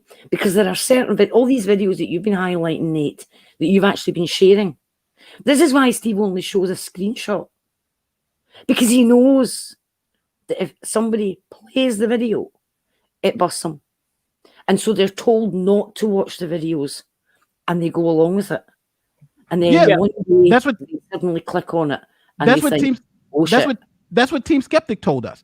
Team Skeptic and FTFE said they were told specifically you're in this cult. That's why Steve is so mad that FTFE left. They were told specifically that not to watch any videos about Steve, about any counterpoints. Just don't watch them, right? And if you do watch them, you get kicked out of the cult, because they know if people watch the video, they'll see the evidence and be like, oh my God, he actually said this. He actually said this guy he actually knew this guy was a serial rapist and said that he was an honorable person. And it's funny because then to try to keep the cult in line, they'll say, well, Nate is, like they had Sweet Heathen come out. Nate is worse than, I'd rather be in a room with Nate than Earl David Warden. It's like, really? Like, really? Is that like that's how low they have to go? If you're saying as a survivor of sexual assault that you'd rather be in a room with a person who's indicted now for raping their own child and was a serial rapist of Houston in the 80s, right? There was a manhunt for this guy, right? And is a multiple time felon. This is a person you'd rather be in a room with than someone who's never. But again, that's the way they want to say, well, you know what? Guess what? What I did wasn't that bad because look, he's better than Nate, and nobody agrees with that. No, and let's not forget that they brought Ilya Moon in because she was willing to lie for fake them, death threat, and claim to be a rape victim whose father was also falsely convicted of rape, so that she could cover both sides of the debate. And she was a victim of. Remember, there was people sending her death threats for this shit, and the death threats, and we were responsible for the death threats. So to that, I would just like to address that because this is their argument. It evolved a little bit. It wasn't that we actually sent the death threats. It was that we created the environment, the toxic environment, which allowed the death threat to be sent to Ilya Moon, who none of us even knew at the time. And they touted this woman as some kind of special snowflake. I mean, she was going around saying, I'm such best friends with Steve and Chesh, and they've supported me in all my traumas and that sort of thing. And I started gathering up information about how the heck did this woman come into the community and what was she doing? She was planning on doing a special project just to sort of smear us by representing rape victims and having everybody talk about their trauma, their sexual assault trauma. I'm sorry if I get this demonetized by using words. Oh, no, this channel's not monetized. You can say whatever you want.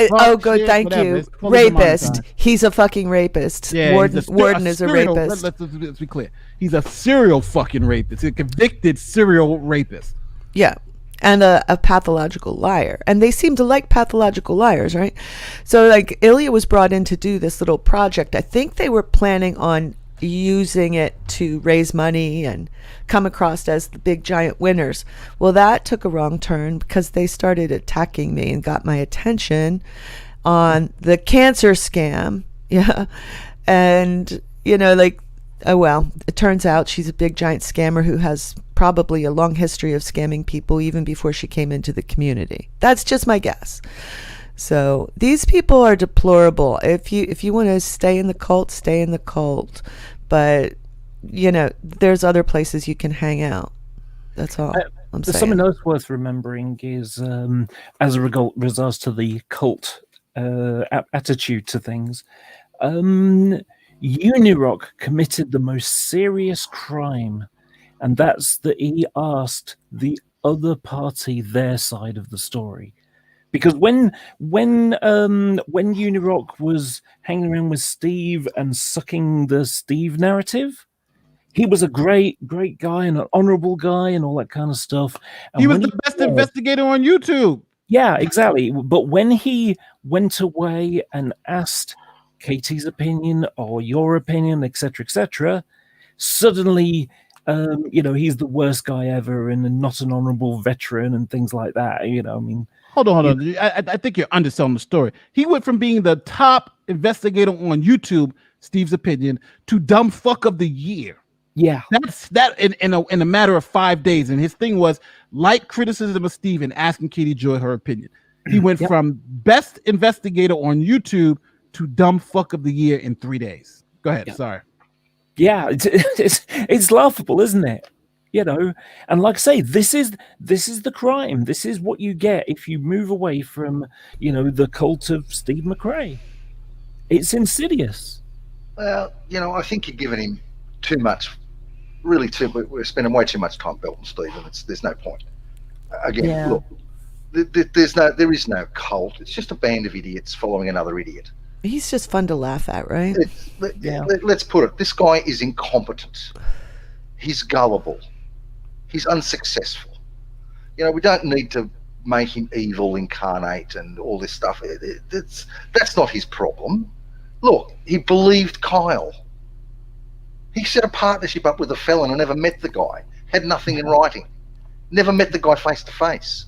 Never bothered to check what was going on in his own business. Suspected it's doing really well. Had access to check. Just couldn't be bothered. Or too stupid to. He met David L. Warden. Listened to his story. Believed his story. Did no research. Didn't question it. Didn't think, what's other people saying? Maybe I should just look about this. And then doubled down and tripled down and quadrupled down instead of just coming out and saying, I made a boo-boo. I wasn't aware of his background. I had him on to talk about first department auditing, whatever the stupid thing is. I made a mistake. Sorry about that. End of discussion. We wouldn't still be talking about it now. No. But we're giving this guy way too much space. I mean, this was a show about the end of the non sequitur. Now we're into belting. Let's belt the hell out of Steve. Let's just stop it. He's not worth it. Yeah. No, true. The reason why we're doing this stream is just as like kind of the airing of grievances, right? No, because this, to be honest with you, the death of the non sequitur I think has to do with Steve. But to be honest with you, after this, I'm just moving. Like I'm the problem that I've always been getting into is that I feel like I wanted to respond to the stupidity. Did Nate do this? Did Nate do that? Did Nate do this? Because I have the video evidence, right? Like for instance, like I think before when he was like, oh well, Nate was Steve's lawyer, he gave Kyle legal advice. Well, then here's the video of me and old Kyle's conversations. Here's our DMs. Watch them, look at them, and you'll see it for yourself, right? Nate is worse than a serial rapist. Well, here's the evidence. Check this out. Nate did this. Here's the evidence. Check this out. And it's like you want to show everybody the truth, but at this point, it doesn't really even fucking matter because Steve's a liar. The things that Steve says about me personally, the fact that I'm worse than a serial rapist.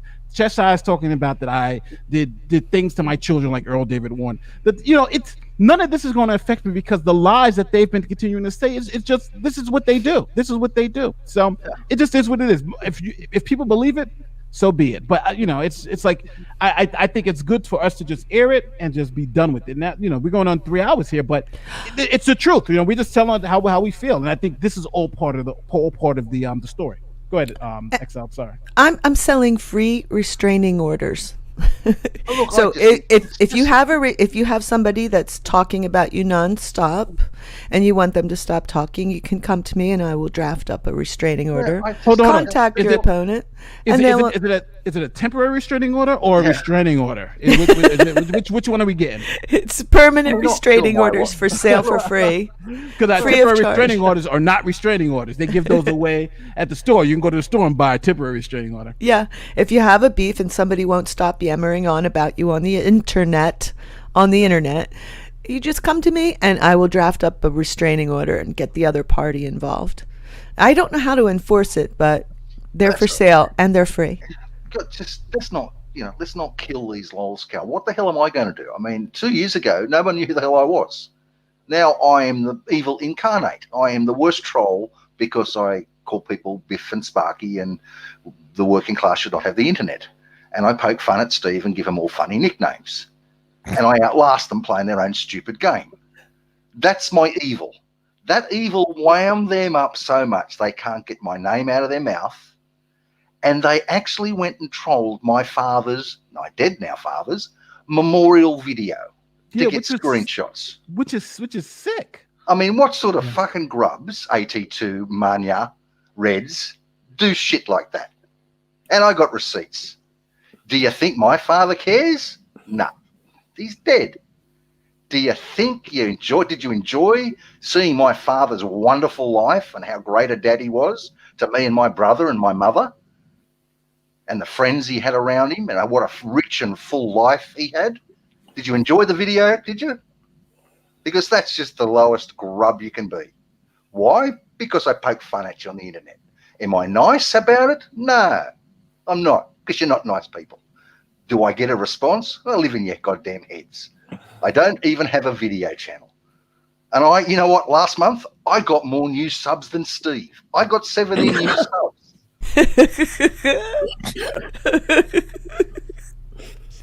That's what we should be doing. Laugh at this buffoon.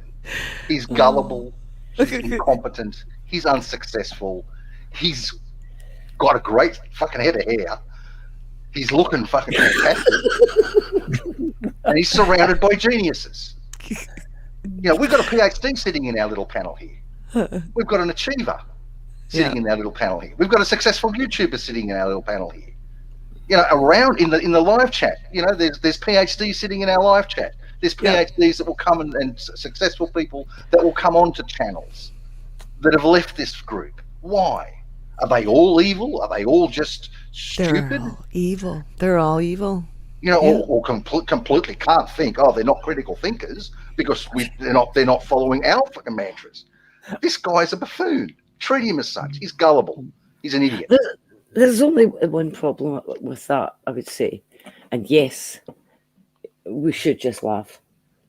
But some of the stuff that they've done has actually caused real life. It's caused real life harm to people. Agree. I completely agree. And I think the difficulty comes when you say, let's just laugh at them. Because, yes, I mean, that is a great out if they weren't causing real life damage to people. So, I think people want to raise awareness of what this shower do, so that when they decide to move on to their next target and do the same, less people will be inclined to believe them. Because it's amazing how many people are still in the thrall of the cult. And the way that happens is because everybody within the cult becomes wise to what is going on and they quietly leave, but new people join. If you look at the names, there's a constant churn around Steve. It's just churn of people. And that's how he's able to continue on down this line with all the new people that come along and don't realise that this is a long-term MO that he uses. So, yeah, laughing is great because, well, it's absolutely hilarious. But there's that wee voice in the back of my mind that says, but you need to take the sting out so that you can't do this to more people in the future. Take away the venom. Take away his ability to do that. And I mean, laughing is part of that, but so is truth. It was funny watching Cheshire try to open a bottle of wine. That was great. Oh, that was hilarious. Oh, fuck, mate. Fiona, I agree with everything you said, except for one point. There is no new people. I think they're tailing off, I must admit. I can tell you, as an avid watcher of Steve, there are no new people on Twitter following him. There are no new people in his live chats. Yeah. His his big dial, the big dial-in show. It's fucking Mr. Serious and Smitty every show. You know, thank you all for dialing in. What, the two fucking mods that dial in all the goddamn time? Get the fuck out of here, you idiots. That's the function, though, of the truth finally getting out there. No longer is it just a wee video here and there that people need to go and search for. Steve's managed, using his foghorn, to actually bring out the videos that refute him. The more he booms out, the worse it gets for him. That's why we love him to boom out. Fiona, you're real old school with Nate and Laura. I was reasonably old school, start of the GDC. Well, is Steve any better or worse than G-Man? As far as viciousness goes, as far as saying shitty things. Well, I think Steve bought subs. That's the reason why he's got so many more subs over there. Because if you look at his channel's got how many subs? It's like 16,000 or something, 16,800, something well, like that. let's look at a Social Blade. Maybe let's see what a Social Blade says, because I know a Social Blade would tell the story. The main thing to notice with this Social Blade was it's largely flat. Let's not kill the lols, Cal. I know the things they've done in the past, I've heard, but there has been retribution. And Fiona, I understand from your perspective at a personal level, and some other people at a personal level. And they just tried it on me. There are two ways you can take it. You can take them seriously and fight the good fight and really sort of go after them. That's what they want. You know, if you belittle them and treat them as children and idiots and morons and poke fun at them, that's more powerful than you doing any sort of expose video you could possibly do. You know, do I mind being a lightning rod for whatever they want to do? Well, they can't touch me. They just can't. It's impossible. Yeah, I think they've done the worst thing they can possibly do to you already, so everything else is anticlimactic. You know, they doxed me. You know exactly what happened? Nothing.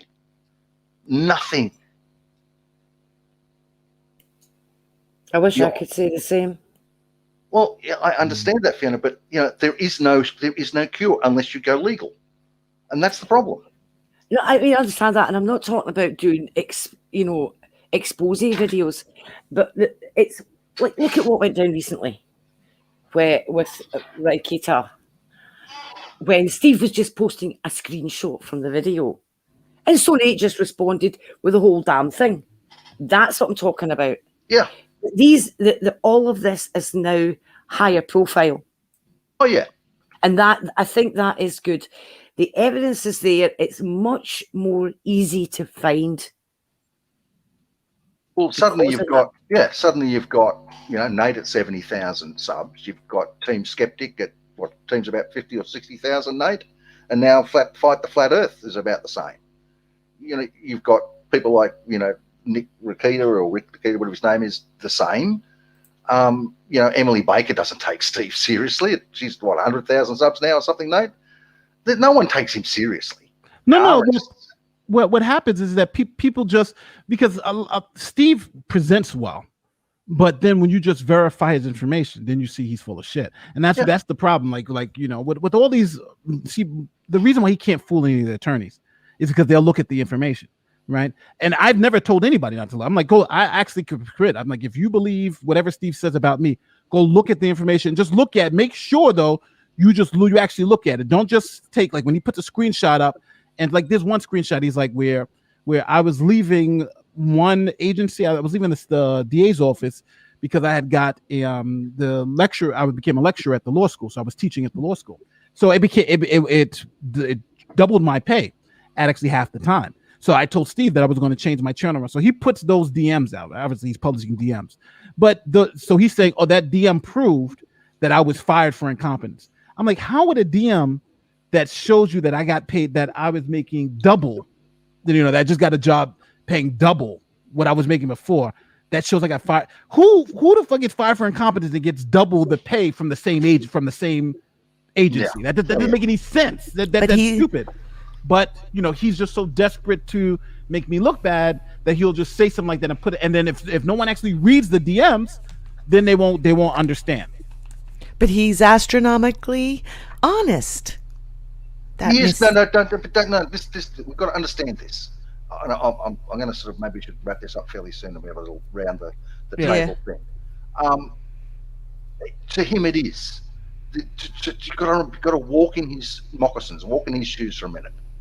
This is a guy that's so bereft of any success ever in his life. Mm-hmm. Even his current YouTube channel is tanking, but he can't face that. He can't walk out of his little closet and look around him and go, I'm paying rent for a decent home. He can't do that. Yeah. All he's got is this. All he's got is his Venn diagram that's unassailable. No one can be bothered. No one cares except him. Yeah. Everything he says, every attack he does, every bullshit lie he says has got nothing to do with the other person. It's all about making him feel better. And that's it. What sort of life is that? I understand, and lots of people have been hurt in real life. Steve's real life hurts him every morning. He wakes up. Every morning, he's got to make up this bullshit just to get through the day. Yeah, you know what? It's funny because some people were saying, why do I believe Steve bought subs? So let me just quickly show why I believe Steve bought subs, or somebody bought subs for Steve, because that's possible. Somebody can just do that, and the next thing you know, you'll be saying, he's who that happened to somebody where somebody actually bought subs for them. So this is Steve McRae's Social Blade, right? So I'm going down to the bottom. I don't know if you guys, let me make sure you guys can see this, but here's when he got this huge.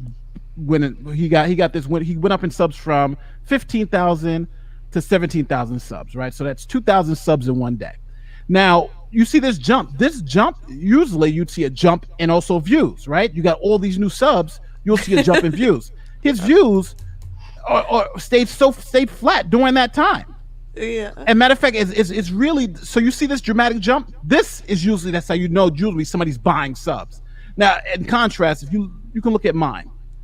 Let me pull mine up. So just so you can see in contrast, when I got my big jump, it's now again, maybe Steve didn't buy these subs, maybe it's somebody else.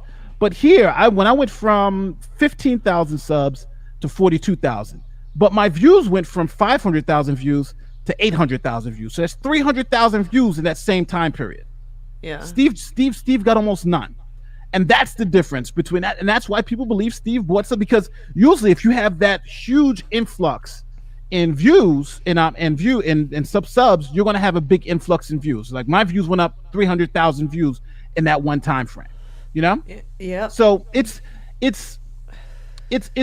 now, I don't know if he bought subs, but it's just that makes you think that his true sub count is closer to G-Man's than it is to what it is now. Yep. G-Man. We know who bought the subs. The drunken ATM did, Manya. Can I just interject something here, just for levity? Last night I had one of the best phrases ever, and it was somebody talking about Steve's position on Kyle, and they said, so according to Steve, Kyle is astronomically unethical, astronomically dishonest, and astronomically in Mexico. And I just fell about laughing. That is funny. We're gonna wrap this up, young mate. Have a little. Yeah. Well, this is more or less it, because I do have to go too. But I do want to say this. So let me give everybody the last word, because again,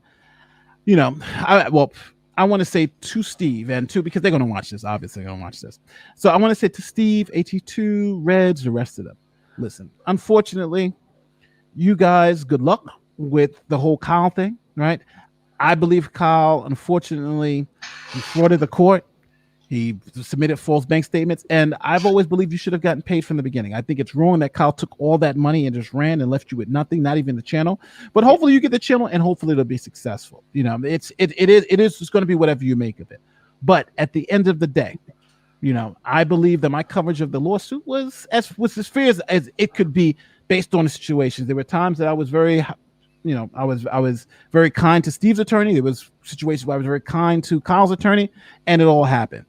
But at the end of the day, stop with the lies, stop with the BS, stop with telling people you didn't have a restraining order, because that's a lie. Stop telling people that Warden is innocent, because that's a lie. You should stop doing it, because it's good for your own community. And hopefully by fostering the truth, then the people who are with you, Steve, are going to stay with you, because they're too stupid to see that they're being lied to. So you don't have to worry about them. It's the new people that you're going to have to worry about, because every time someone finds out the truth, like when Demi found out the truth, Demi was hardcore Steve. She was a Steve fan. She was arguing at Steve.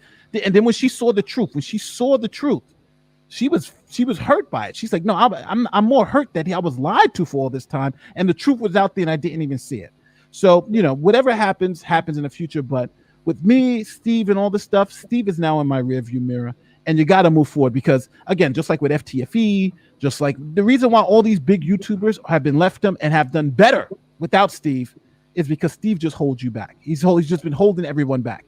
And that's the same for me, and the same is true for everyone else. So hopefully I'll move forward, and hopefully everybody else will. Let me start with Agrippa. Agrippa, you got any last words? Not really. I think I've said my piece. I'm not going to be around too much in the next couple of months. I'm in sort of Positano in July, and then Mykonos in August, and catching up with you in September, which I'm looking forward to, Uncle Nate. Yeah, we got the New York trip. Yeah, soccer, me, drag, Sam. That'd be fantastic. Really looking forward to that.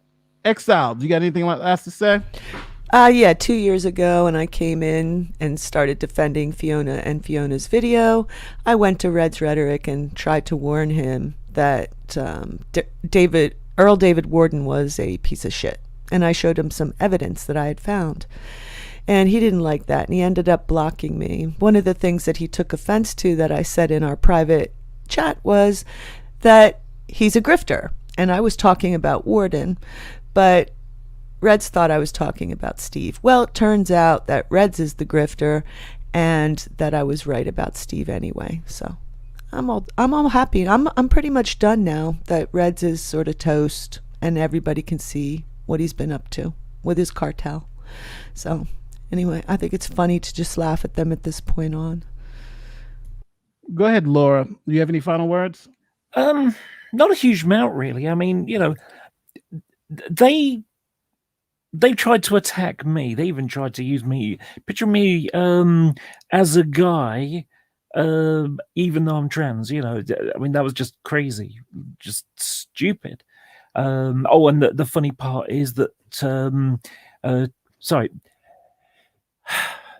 it was Katie's. It was Steve attacking Katie, and oh gosh, I'm blanking on even what it was now. But either way, Steve showed a picture of me as a guy to prove how he couldn't possibly have sexually harassed me, as Katie Joy Paulson claimed, even though that's not what she said at all. And what impact did that actually have on me at all? None. Because is it true that I'm trans? Yeah. And is it true that I lived as a guy for a long time before? Yes, I'm not ashamed of that either. What's the issue there? Well, what was entertaining about it is that Steve had to lie to justify it, because he claimed that it was an old picture of me that he had from the old days when he knew me, except for the fact that that video came from 6 months before he even had a YouTube channel.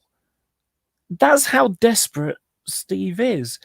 And so Steve has this desperate idea, need to be right about things. He can't accept failure of any sort, even down to the David L. Warden stuff, where it's like, oh shit, I didn't realize, what a piece of garbage, I wish I hadn't have platformed him now. He couldn't possibly say that, because that would suggest that he got something wrong, so he had to defend a convicted rapist.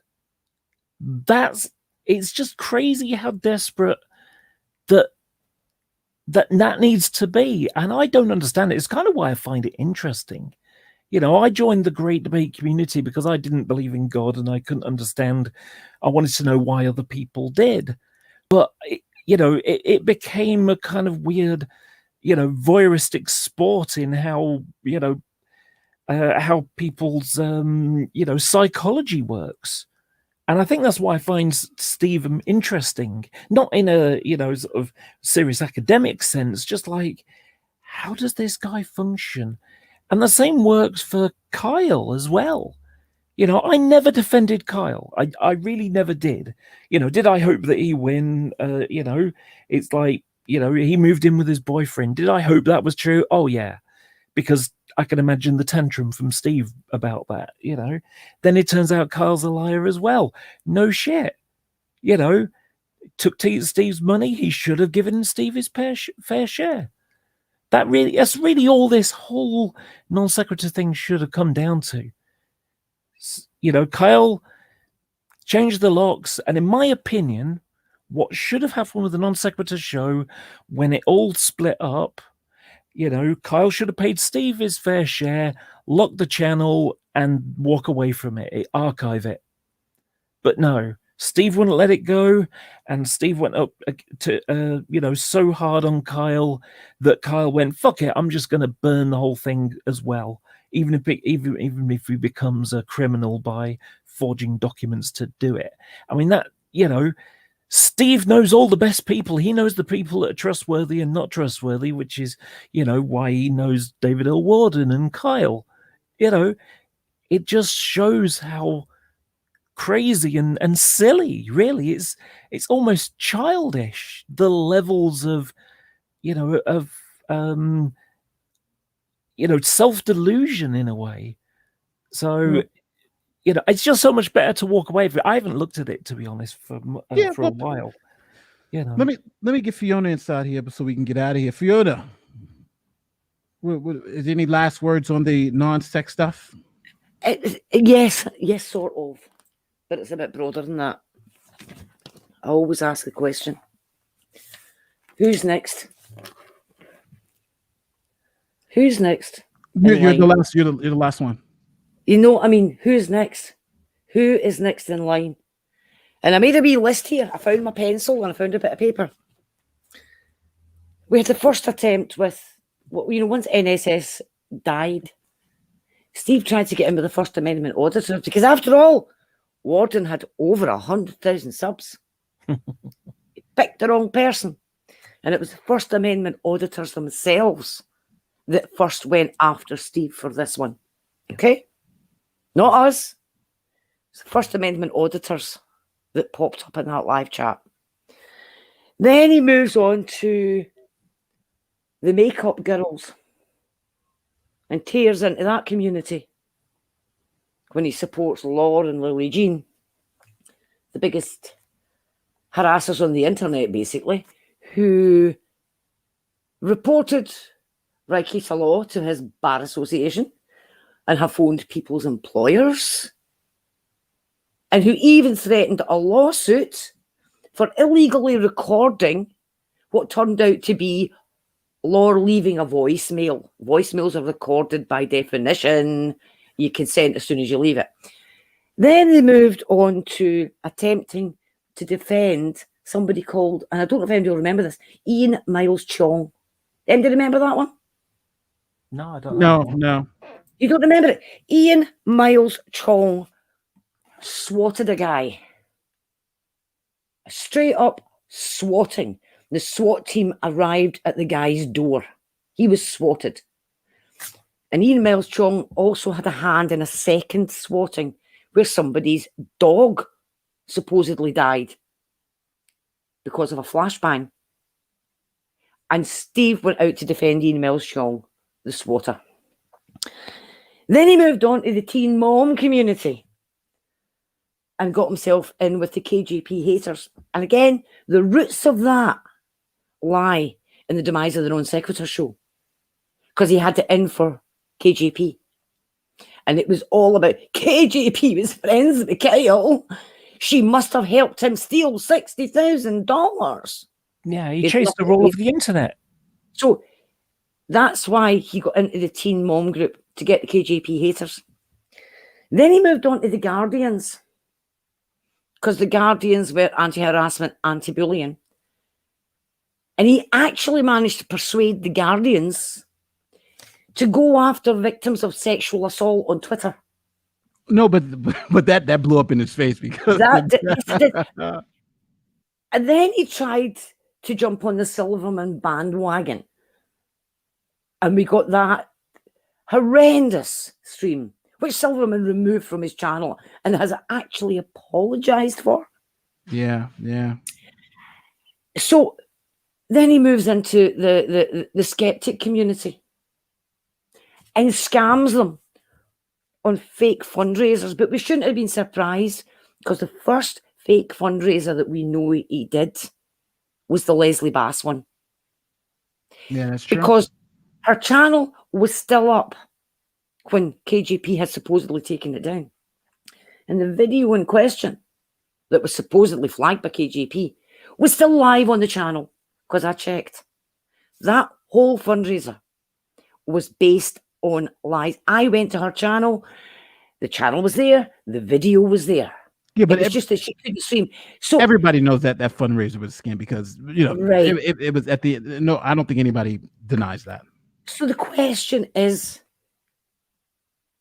who's next? He's managed to get the skeptics community to actually get involved in doxing people. Seriously. And that's his talent. That he manages to get normal people who would never have thought of doing this in the past to somehow manage to justify to themselves that this is the right thing to do. This is okay to do. So which community is next? Who are the next? Well, at the end of the day, I just don't know who's going to be next. But one thing I know is that covering this case. Just watch out, people. I just want to say one thing. The one thing about covering these cases, it happened with Emily D. Baker and what's her name? Katie Joy. When you cover a YouTube case, it usually gets like this because with Katie Joy, she was doing the same thing that Steve does. Katie Joy was saying Emily is unethical. She's a fraud. Remember, she actually literally named Emily D. Baker, the person covering the case in the lawsuit, like 3 or 4 times. Said she had a conspiracy to work with Todd. It was crazy, and that's just what happened. So I know what's going to happen next. Steve is, well, let's just go for what's already happened.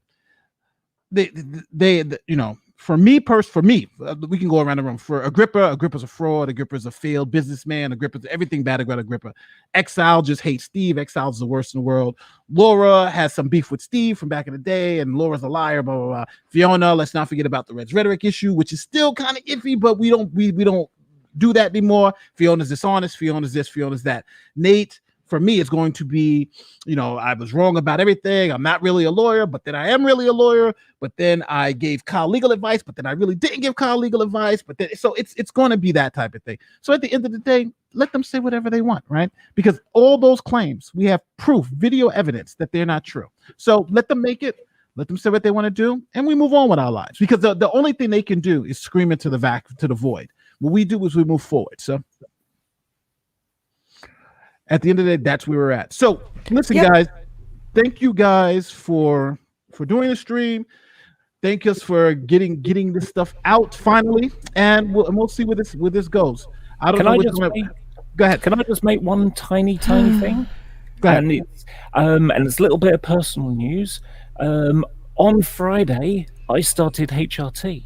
I got hormones for the first time, so my medical transition is now beginning, and it's amazing. 2.5 years, 928 days. I've now started it.